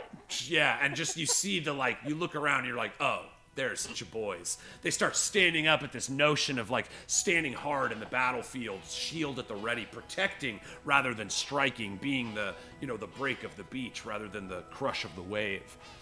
Who is willing to understand the value of the chaw raw? Who will wield a sword with wisdom and grace, and also a little bit of attitude, and also is willing to use their other arm with a shield? You must be willing to use both of your arms. Join me. Cha. And you see as a chant begins to form amongst the 100 of your men, cha. Cha, cha, cha, cha, cha, and they start banging their shields. Cha, cha, and then they kind of run off and begin practicing how to fight with shields. Yeah. We all go with Brian, and Brian, because he's gonna be things that they have to dodge. Yes, yes, absolutely. His thick, wiggly majesty, you know, riding alongside, preparing, yes, to prove himself in a high-stakes situation. So yes, Brunor, that's your first round of this 20 minutes. Thorcus and Rial, what are you guys doing? After you, best friend. What you got? You want me to go first? Really? I don't know. You hang up first. You hang up first. I mean, I thought you had a solid plan. I got something in mind, if I may. Absolutely. I'm so excited. Feel So- these dwarf nipples. Mm, Yeah, I'm excited too. Diamond. But I would like to I'd like to make an introduction to Powder. I'd like to say his name, and once he notices, like, actually cast invisibility. Because he's a pretty hard fucker to see, Yeah, but... you see the slits, you know, you say his name, you're like, where could he be? Powder, and then you just see these little slits open in the air next to you, and he almost like materializes. So good is he at stealth. Almost the same Real effect where you just disappear in a crowd. You know, you kind of respect the props. You're like, psh, yeah. You look down, he actually has these little like snow panther booties on. And so, you know, where he steps on the ground, the tracks that are left are that of a snow panther. I like his style. Very nice. He's like, thank you. I would like to, catch his attention, go invisible, and then, like, take the spell off, like, when I'm right next to him. And I have a dagger in the inventory that I want to spin like he's spinning his ice picks. I want to look at him while I'm spinning and he's spinning. Like, can we train 100 to do this? And then just, like, swip it into the wall. You go invisible. Yeah. Your hand materializes. You know, just spinning the blade. No rest of you visible to his sight. And you see as he begins matching the speed of your finger. You know, you go a little fast. You're pushing him. You want to see how trained he is. And so you start moving at a speed even faster than he can. And then suddenly you watch as his hands begin even faster. And you just see a blur of the needle going around in his fingers. And after you throw your dagger and it sticks in the wall, you see he throws his without looking, and it lands right in your dagger's handle. Ice pick sticking out. You see, he kind of gives you a nod. Powder. Yeah, he's down to do. Is that what you want to do with your 20 minutes? Is make a kind of like a stealthy unit? And I want to at least have, since we are going to be, I'm hoping we can post up in the mountains. The mountains. It's like sort of a stealthy ambush, which if we can get them to do throwing weapons, I'd like to at least create a silent image, one of these Spriggan folk. So if I got like a dojo of 100, we can just like get them working on, because they don't know how to fight. They don't know anything about this aggression. So if we can like have a fucking shuriken class. And it's like, how do you teach somebody to kill in 20 minutes, Real? And you're thinking, you're like, what an absurd question. Like, you know, especially Thorcus, for you, you're like, I've spent my whole life learning battle, and I still learn a lesson every time I swing the axe. You know, and so Real, it comes down literally to like, put the pointy end in the other guy. You know, and it's like, and you see them like, you know, and at first they're like, they poke each other. They're like, no, not that other guy, the bad guy other guy. So you summon your silent image, and you see them understanding what is so commonplace to us, you know, even as infants, we hit our brothers and sisters, but to these innocent creatures that don't perceive violence in the same way, you see them start understanding the notion, Real, of stick pointy thing in the bad guy, not just any guy, but the other guy, them, not us or you guys or them. And don't let them see you coming. Yes. Be quiet when you do it. Be real quiet about it. Yeah, you see Powder like kind of getting what you're going for. He goes ahead, you know, you're both rocking dope like white themes, and he goes about, he just goes and finds, you know, a bunch of these little uniforms and just hands out these little white cloaks to everybody. So they have a little of the same advantage, just kind of speaking to basically your stealth group, as part of being with Powder, will get that advantage to stealth. So that's like the narration of why. Beautiful. Can I just tell you that I'm so stoked that we all smoked and then like ate and then immediately were like in action. Like we were such a creative, To war. creative fun Day in the stoners. life. Yeah, we're like, let's do Let's it. Yeah, go. right? Like how like life where I'm like, well, okay, here we go. Yeah, I'm just gonna go do life Gotta now. get to the end of the day, right? Yeah. So I love that we just did that also here In together. fantasy. Yeah. Oh, what an We're apt like- observation. Yeah. All right. So, yeah, let's see. That's Real. You're basically setting up the stealth team, figuring out an advanced position that you want to be in. Just for my own curiosity, Real, is your intention to let them pass you and then engage? Like, I'm just kind of, whereabouts on that initial map are you thinking of putting yourself? No. Totally good call. Especially looking at the map, I'll start pinging some shit. So we've got that mountain, obviously. Right. I was looking at that one as well, which kind of bar them from, you know, the side of the lake that we're trying to lure them on one way or another. I was kind of looking at like that outcropping of trees. So we have some mountain cover, A little some protection tree from cover, the mountain as well. Okay. and a good look at the actual lake itself. And if I mean, I'll fucking Rocky Talkie my best friend any time of the goddamn day. See what he thinks about it. Awesome. Bro, anytime. Anytime. Yeah, Thorcus, it Yeah. is your, you know, you hear Real kind of buzz you. It's also your 20 minutes. So if you want to kind of figure out any last thing with him and then tell me what you're up to, we'll keep cooking through this first or second of 20 minutes. Go for Thorcus. Who is this? Hello? Hello? We're out here. Can you What's hear up, me best now? friend? I Oh. got. Ooh, hey, buddy. What's going I'll on? be training these silent but deadly gnomes, and we're planning on banging up north. That's just my plan so far, between the trees and the mountain. I want to see what you think about that. Anything Oh. else I can do with these? Yeah, hell yeah. Up in the north. Absolutely. Strike from the snow shadows. Hide behind that mountain. Drop them in the lake. Anyone that survives. We Get got on 'em. fucking ice pick style. Prison shit. Mhm. So fast, can't even see it. Baby, that's what you do. That's your bread and butter. 10-4, good buddy. Yeah. Love got- you. So that's tight. That'll help you out. All right. Anything else? You're good. Do your thing, my friend. I hope I'm gonna be good. You do your thing. Oh, you're going to be good. You are going to be good. I look up to you, brother. This is That's your weird, because I'm the short one. So. As I look down in person, even though we're on a call, I'm like, I am short. I'm talking. But it's but real. your spirit's tall. Your spirit's damn tall. Yeah, no, I got it. All right. Talk to you later. Out. So yeah, Rial, you kind of, you sneak off with your sneaky sneaks, and you all start throwing sneaky daggers at, invisible images of these spriggans, kind of pointing like, if I was going to kill something, I would hit it in the neck or here or, and so you just kind of show that, like, these are the best places to stick the pointy thing. Picture a child, if you will. And yes, imagine a child. They tend to inspire, but...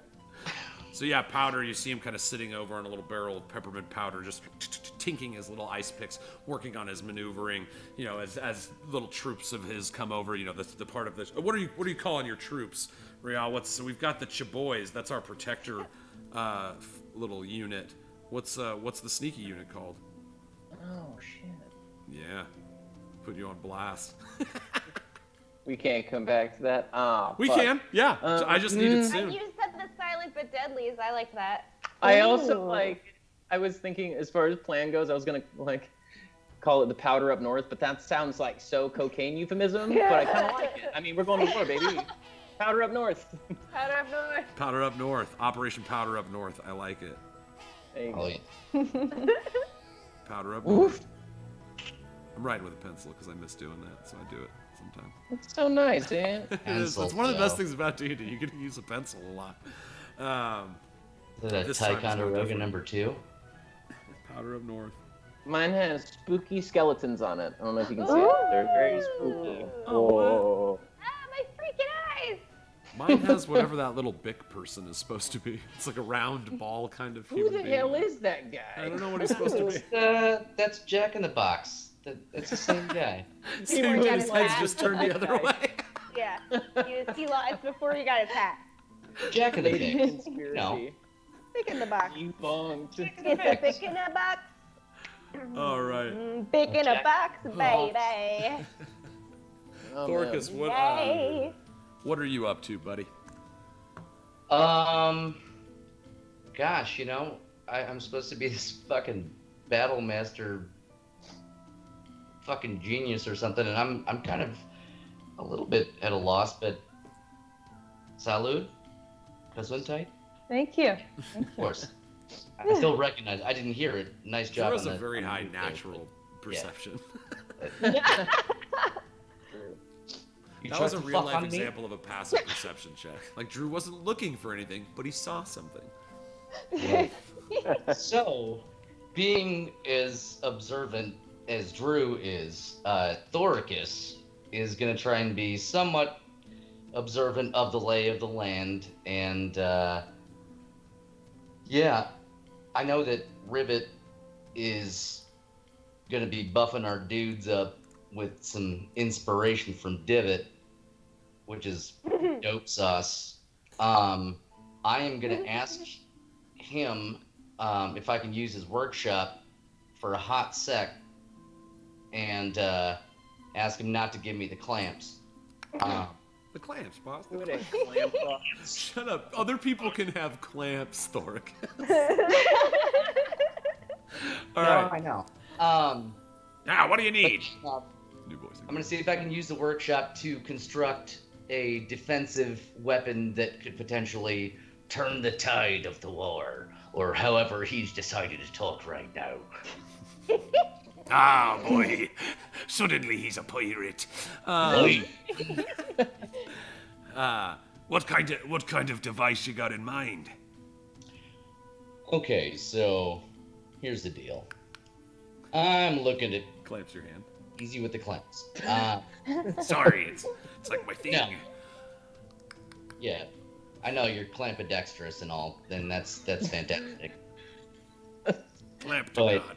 Clamp to The God. the workshop, I want to see if I can construct a ballista to mount above the gate that someone can man to potentially take out greater targets. And I'm also going to ask you for that bomb of yours, because I want to take that and strap it onto the first ballista bolt and be able to launch it into the middle of the lake to sink every one of those motherfuckers that I can.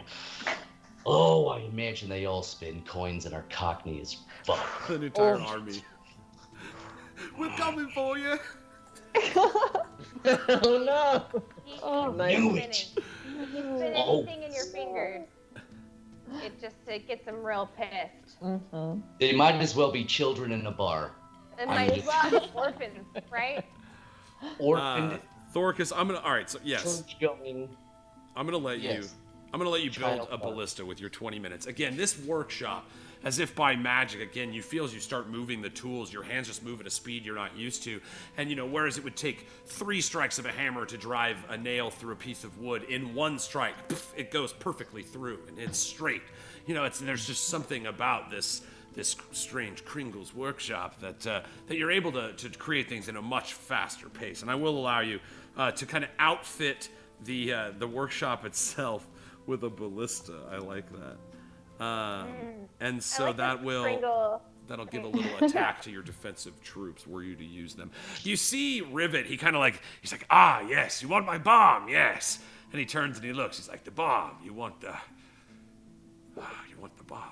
And you see he kind of takes his little hat off, his little, shaggy hair with his puffy white beard. He walks over, he gets down on one knee in front of the barrel, and he starts kind of stroking the top of it like you would push the hair of a lover away.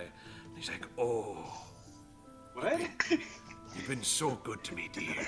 And, he takes his little clamp hand and just slides it. You hear it clink along the little, ringlets on the barrel as he's like, ting, ting. He's like, you're gonna do good for me, girl. Oh, yeah, and he's kind of caressing the sides of it, talking it up, half like a child and half like a lover in this very strange moment for you, Thoricus, as you're like, should I leave this room? Or, and then before he hands you this barrel of gunpowder, he reaches down and he leaves a dry kiss on the wood of the barrel. Bro, just give me the bomb. And he's like, oh, yeah, sorry, of course, here you go. And he, hands it to you, and you go to take it, and then it's like, Just, can you... he's like, no, yeah, of course, I'm gonna let it go. It's everything. Give me it. Give me it. No, I just, can I? It's and done. he's trying to kiss It's it. done. You It's done. take it away from him. It's done. And he's like, oh. And he's like, I'll get back to making all these weapons. And you Don't see he make just those kind of weapons. blows a Yes, little please. kiss with his claw. He's like, You better wipe that thing down, best friend. Give it a good. Oof. there's a strange hole carved in the Oh back. my god. It's probably... gonna blow up. There will be a No cleansing by chance. fire. Ah! A Viking death. All right, Thoricus, so Yeah. you're going to get a ballista. You're going to add a ranged attack to the position of the workshop during the round of battle. Nice. I don't know if Thank I you. want to ask this question, but does someone have to man that, or is that just kind of like a thing?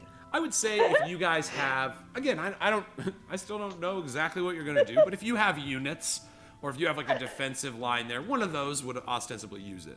It would factor into either their battle rating on a ranged attack check, or in a defense check, that kind of thing. Yeah, it would roll into whatever you guys decide is at the workshop. I mean, if nobody's at the workshop, yeah, nobody. You have to have at least one person at the workshop to shoot it.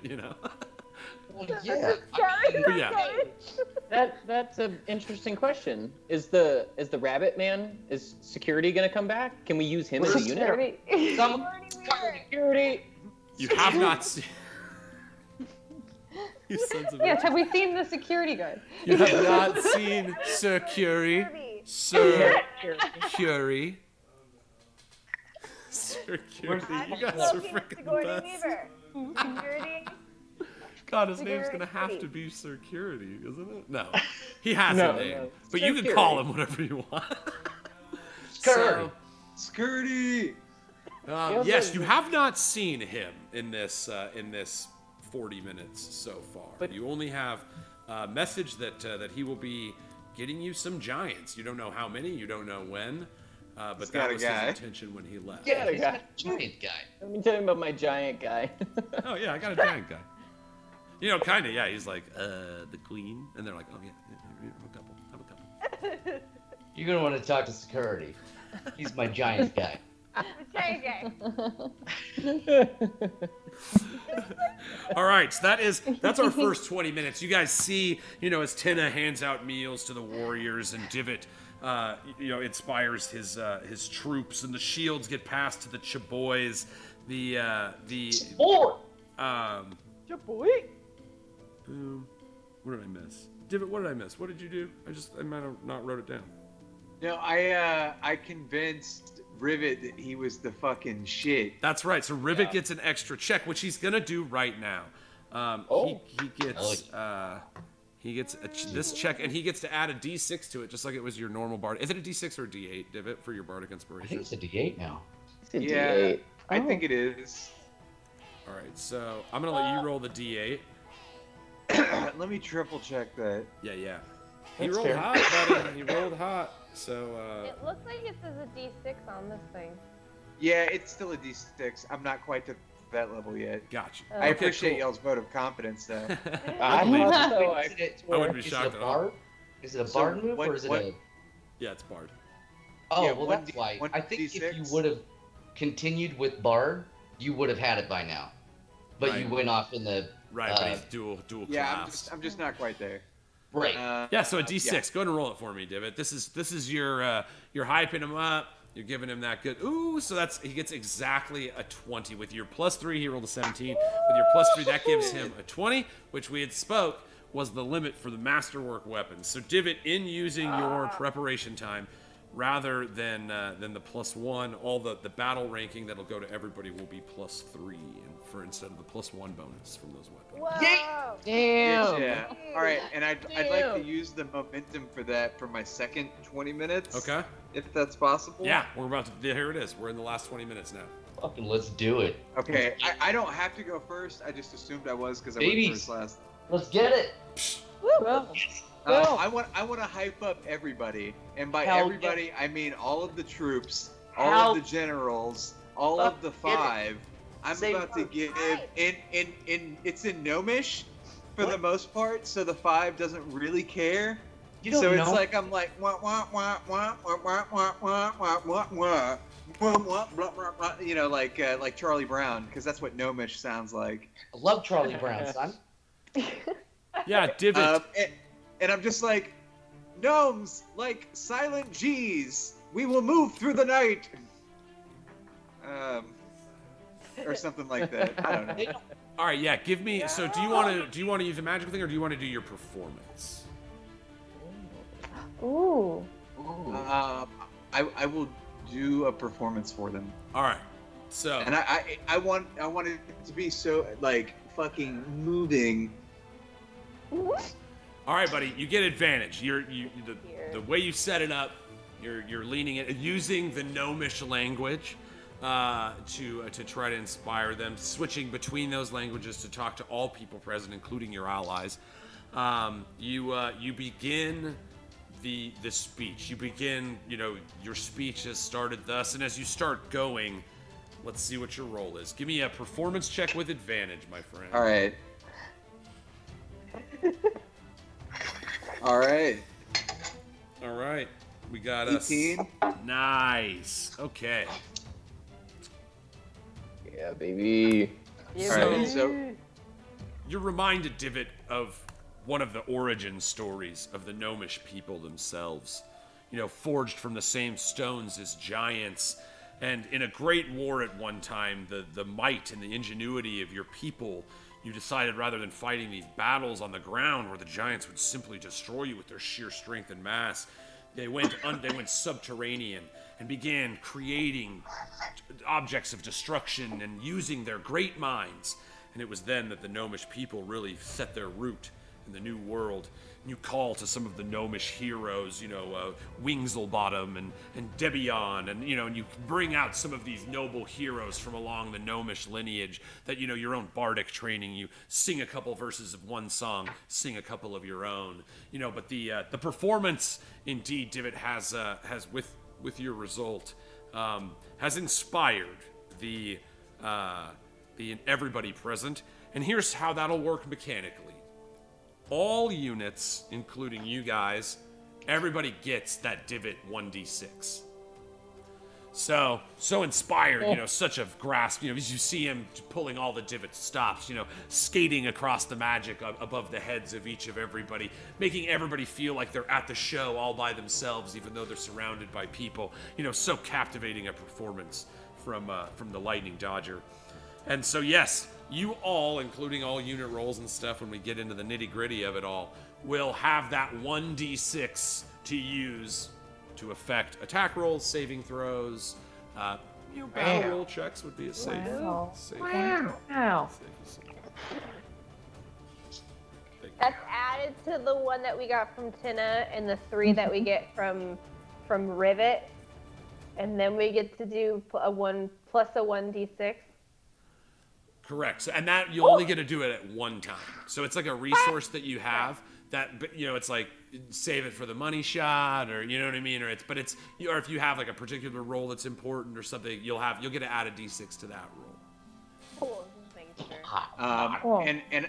And if possible, I'd like to also use a bonus action. Absolutely. I'll allow it. So I would like to. I want to use my Mantle of Inspiration, and I'd like to use it on Brian and the Stone Giants.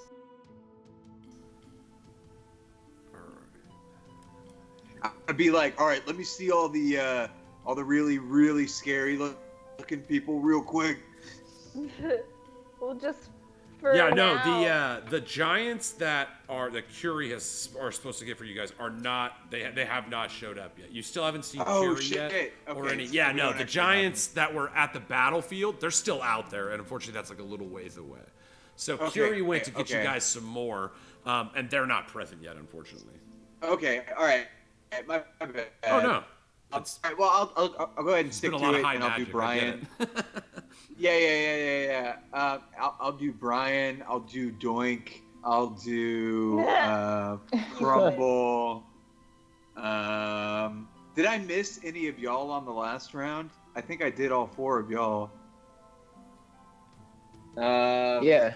With the temporary hit points. In a terrible map.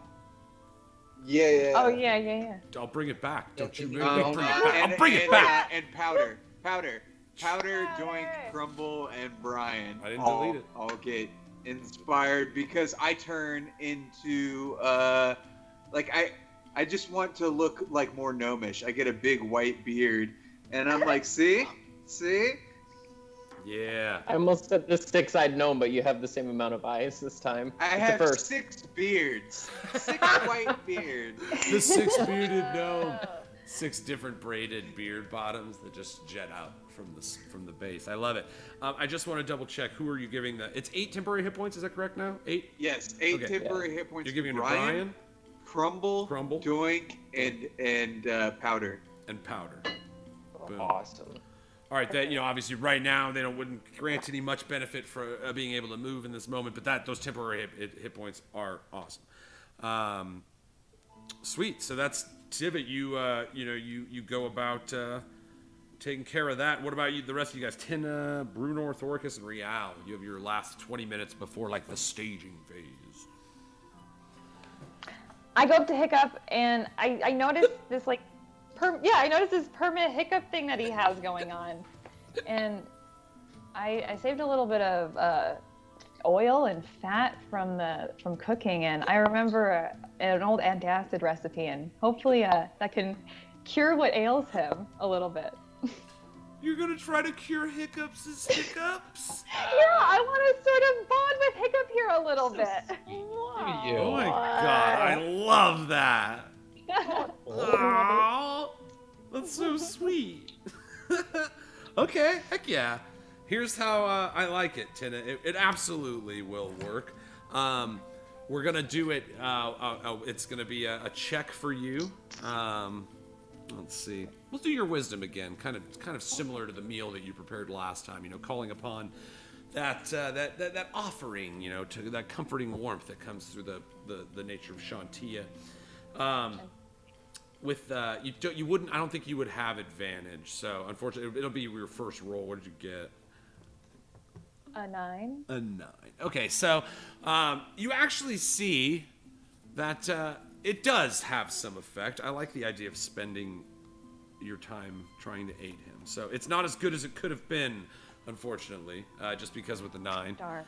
But I do like it so much that I'm going to boost his thing. So his thing was being able to give +2 to people on his turn for the rest of that round. We're going to make that +3 now. So his ability to increase. Now, Tina, his hiccups, however, don't go away because you find as you apply this to him that he also starts hiccuping nervously because he might have caught feelings. You know, he's never been tended to. With such a beautiful halfling woman, you have to imagine, you know, to a gnome, like a gorgeous halfling woman is, you know, about as good as it gets. You see him often looking down at your unarmored feet, you know, and just looking away, you know, catching glances.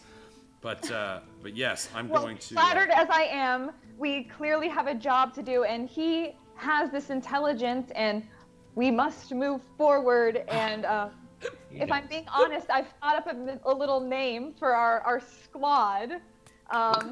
Okay, so Hiccup, we're gonna be too blessed to be stressed. Okay, you and I, because we're too blessed to be stressed. Okay. And so I'm going to take Hiccup, and we're going to sort of head over to the foliage where, I don't know Rial is over there, but I'm going to head over to the same area that Rial is over there, and we're sort of going to post up and sort of keep an eye on the ongoing situation and see if we can't keep the rest of the gang informed. Heck yes. Okay, I love it. So, too blessed to be stressed. You're kind of, you're going to take a unit. As well as Hiccup, right? And a unit together? Yes. All right, and that's too blessed to be stressed. Yes, your troops specifically, you know, feel particularly bolstered by your presence. You know, similar to how Brunor kind of stepped into a kind of natural fit for her, so too are people, they find themselves naturally wanting to protect you, you know, and so you find by just repositioning yourself in the area, it's like the energy to protect you becomes strong, and they kind of start filtering that way, you know. It's a very benevolent grace that comes with this new, you know, connection you have to the life cleric magic. And you see it played out before you in your troops, too blessed to be stressed. All right, so that's Tina's 20 men. What about Bruno Thoricus Rial, y'all? I'm so sorry. I'm extremely high right now. Yeah, real Good. I am too. Good. Could be higher though. Gus gets me. Ooh, could always be higher. Could be high. Well, you know what? Sorry.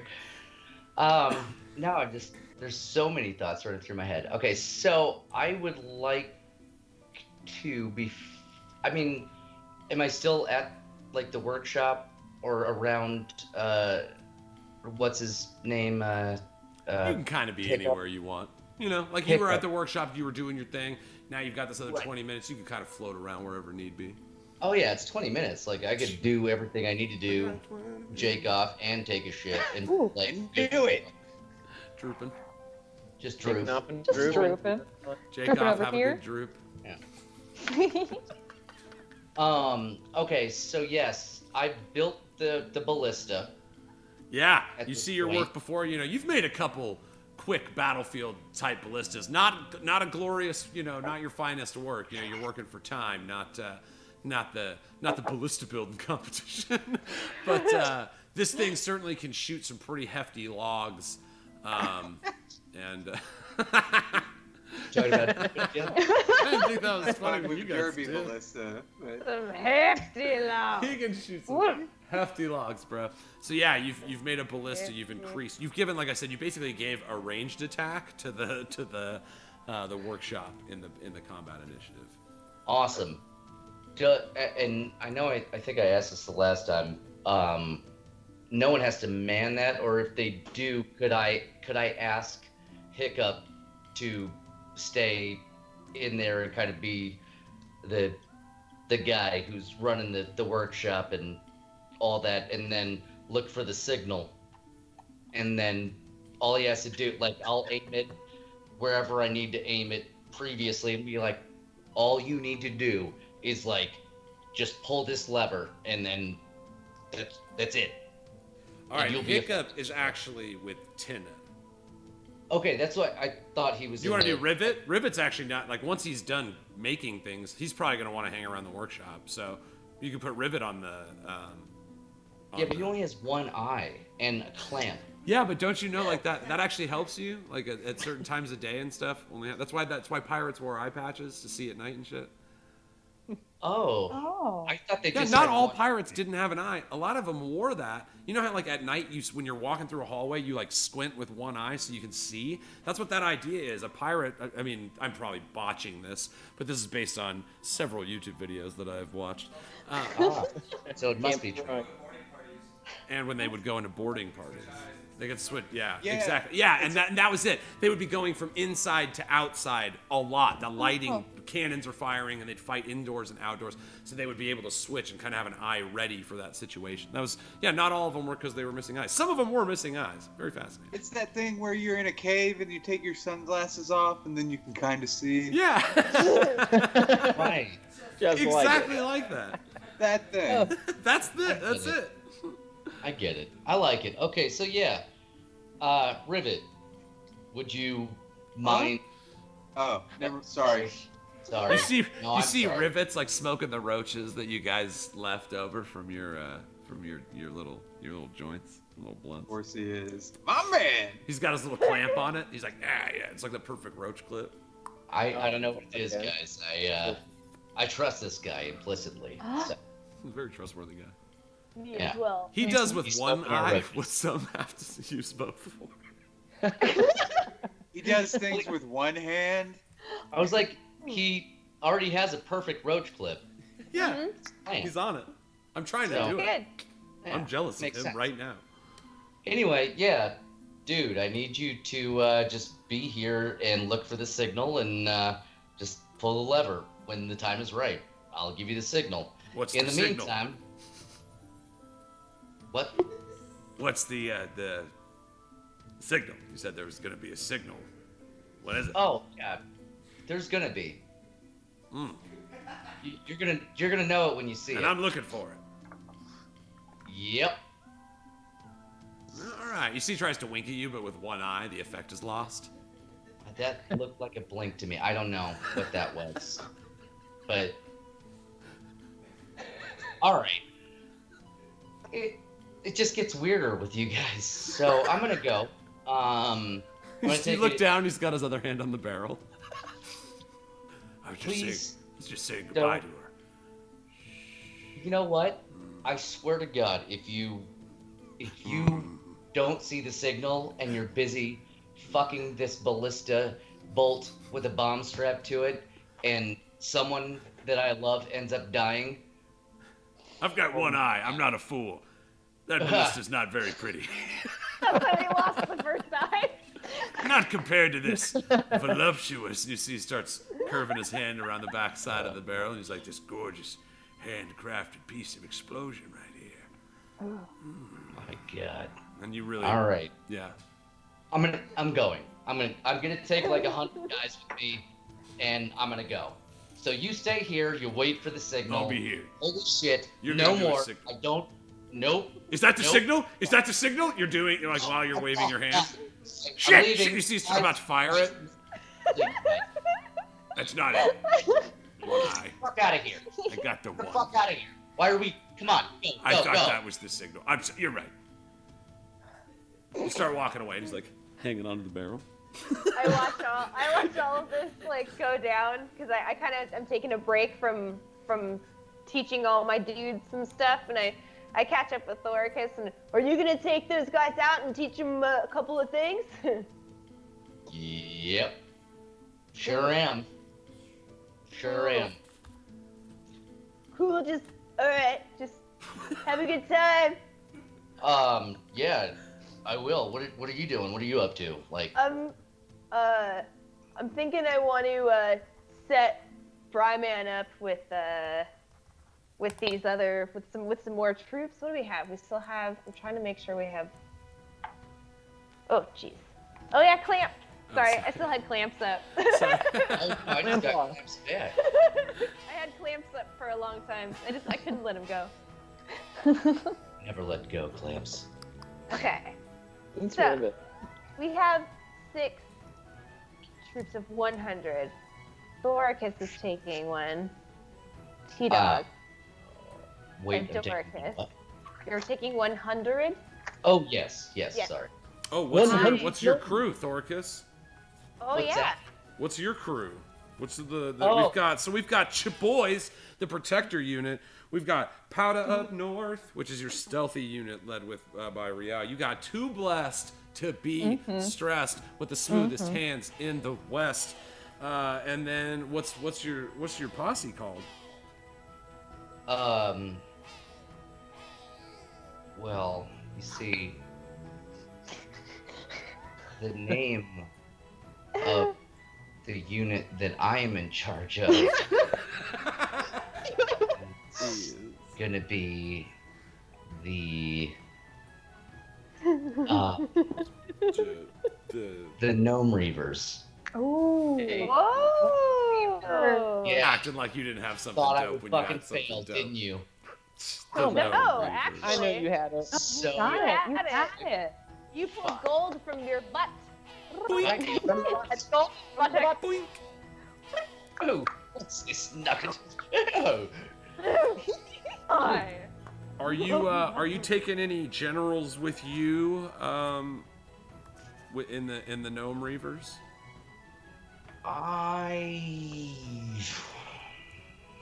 Okay, so Hiccup is with Tina, Yeah. kind of guarding the front and giving bonuses abounding.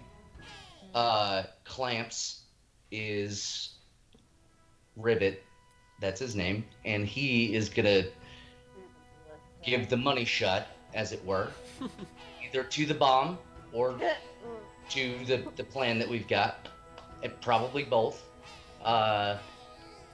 And then Snow Creeper is with Powder. the craftiest motherfucker alive, my best friend, Sneaky. And then Sneaky Dickens. did we decide who was going with?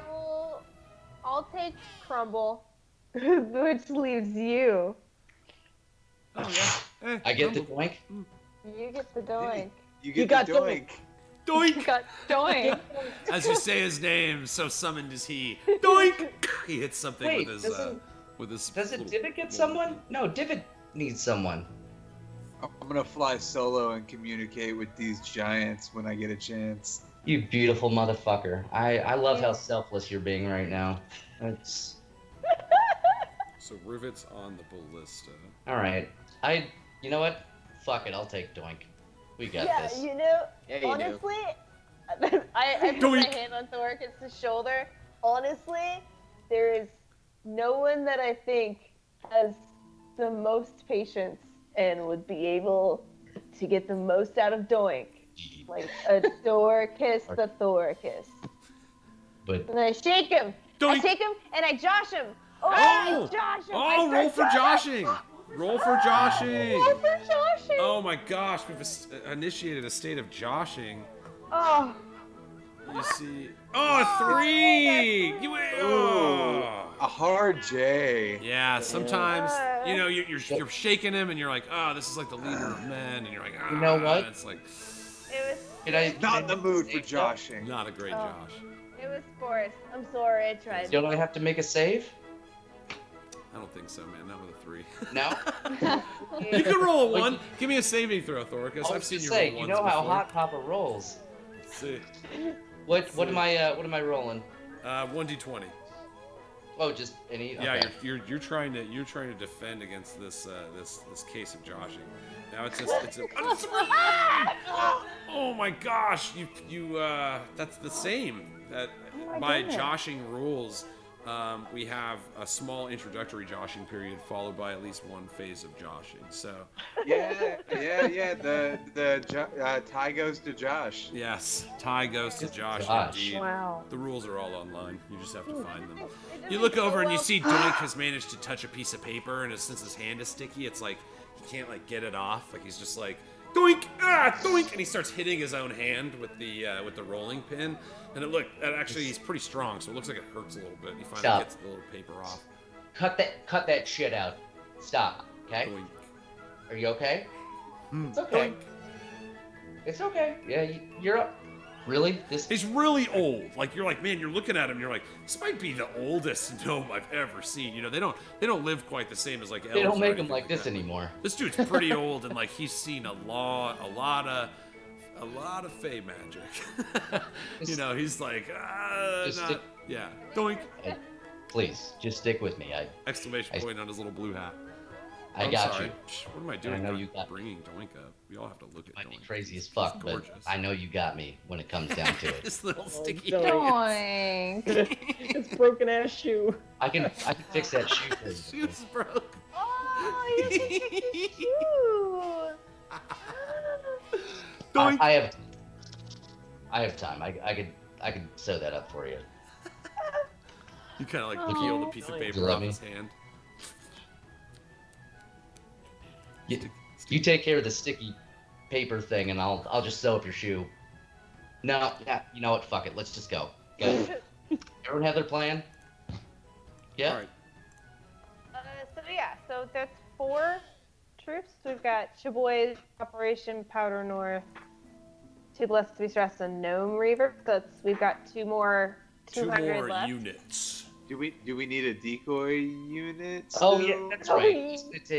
I was gonna take a sacrificial unit if that's okay with you guys. Just put them out in front of us to kind of be. You see Doink's debate. like, Doink! He understands. But- Sacrifices must be made. But, like, can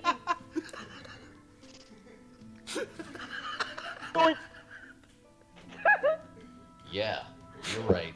I mean, if there's just an extra unit floating around, I'll take one with me, but I don't Yeah. need one.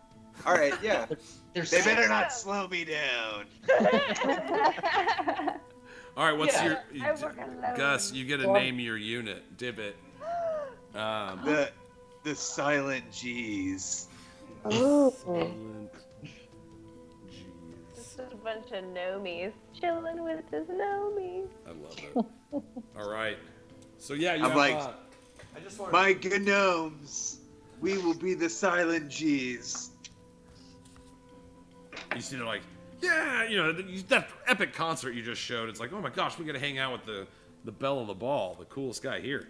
And I just call them all David. Every single one of them, I call David. all 100.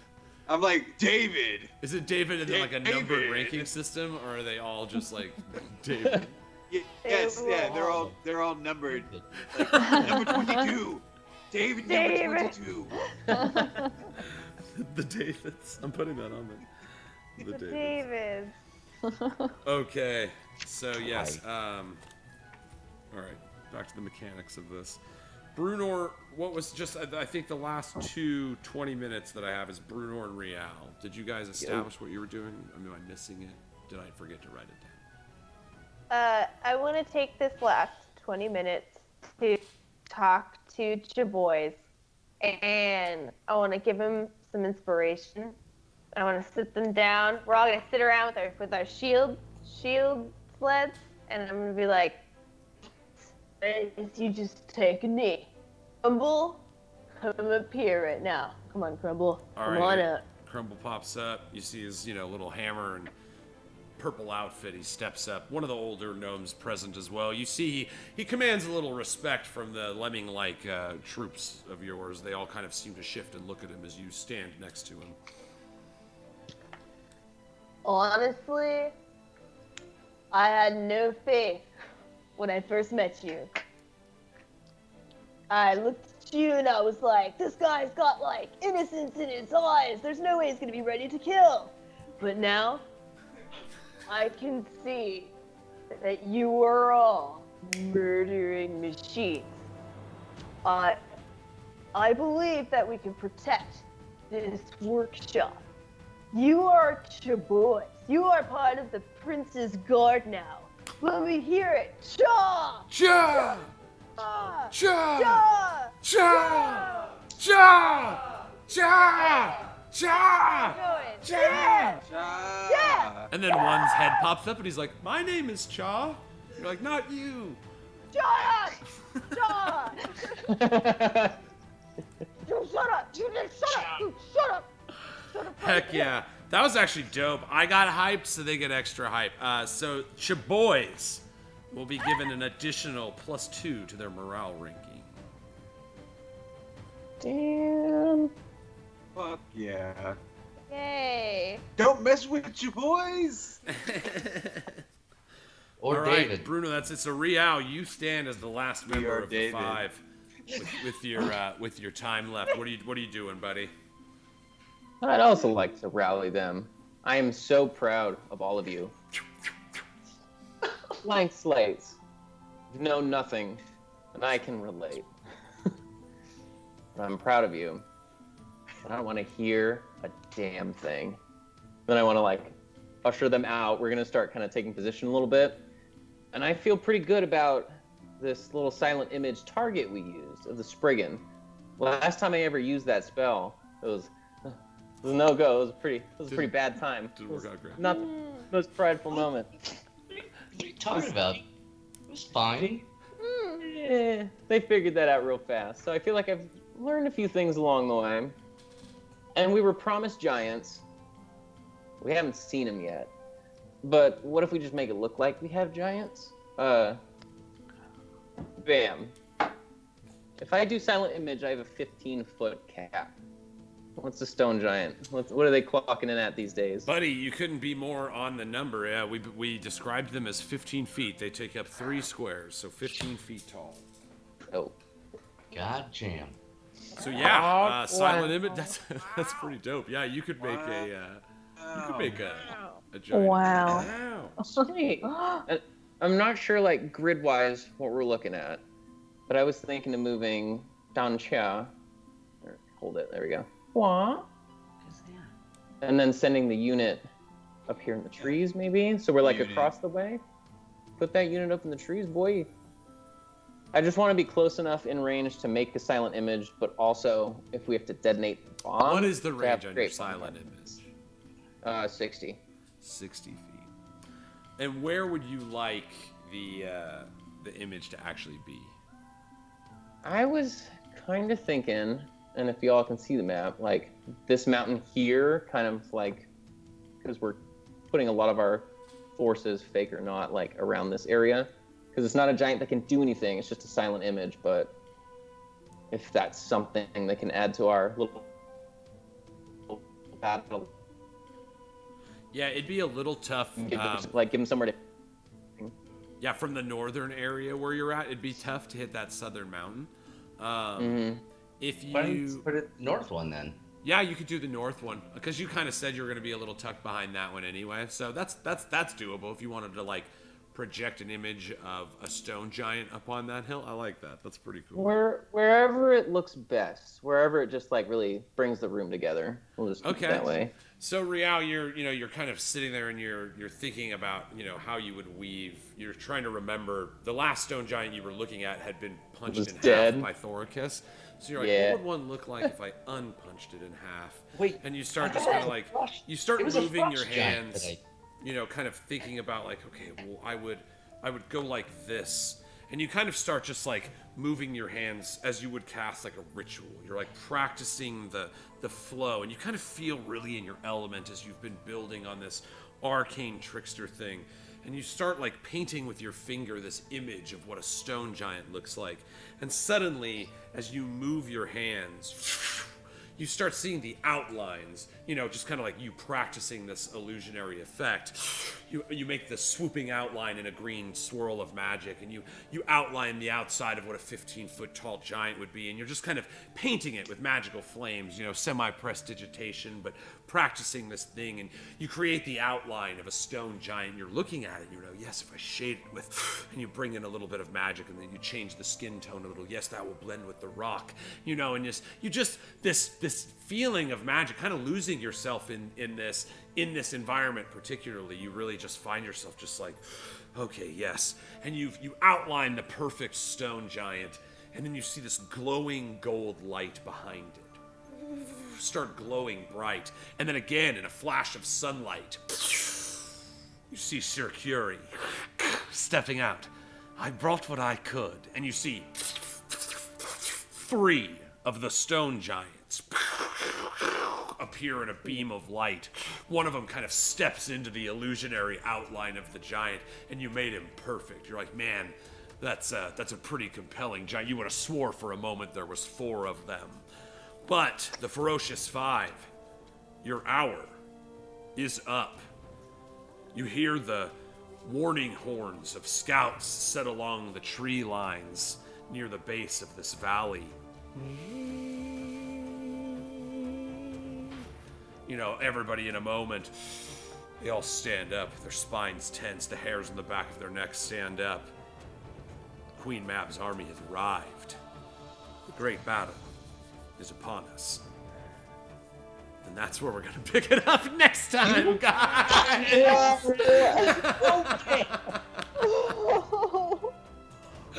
Oh, I'm sorry. This ended up so dope. I don't want to rush it. I'm not going to rush it. Let's freaking... This is going to be dope. I can't wait for next week. So, yes. The battle is on. The preparations have been made. The 5... I freaking love you guys. I love the buds. I love the show. Honestly, I love smoking weed and I love playing D&D. I love the game of D&D. I love you all. I love Sean. Thanks for running. This is Sean running the show for the first time. He's amazing. Any problems, I will definitely be whipping him for. We love you, Sean. But yes, we love you, man. Thank you so much for stepping in and manning the helm, guys. This has just been a treat, like it fucking always is. These are my favorite people, and I love doing this thing, and man, it's just the greatest treat every week to do it. So, big mad bud love to all of my favorite dudes, dudettes, duderinos, you know, all the various... Good luck to Isaac, who's on vacation. Thank you, Isaac. He's usually our tech Thank guy. you, Isaac. Enjoy your vacay. Here we go. Woo. We like to end things the way we start them. We got this little ritual. Maybe you've heard about it, maybe you haven't. But we like to take a lighter, like this little one right here. It's different now. I don't know what I did with the other one. It's literally gone from the universe. You look around, make sure you're not going to light your little mic thing or your computer back or your glass elephant pipe. I don't think you can light that on fire. On fire, and you go.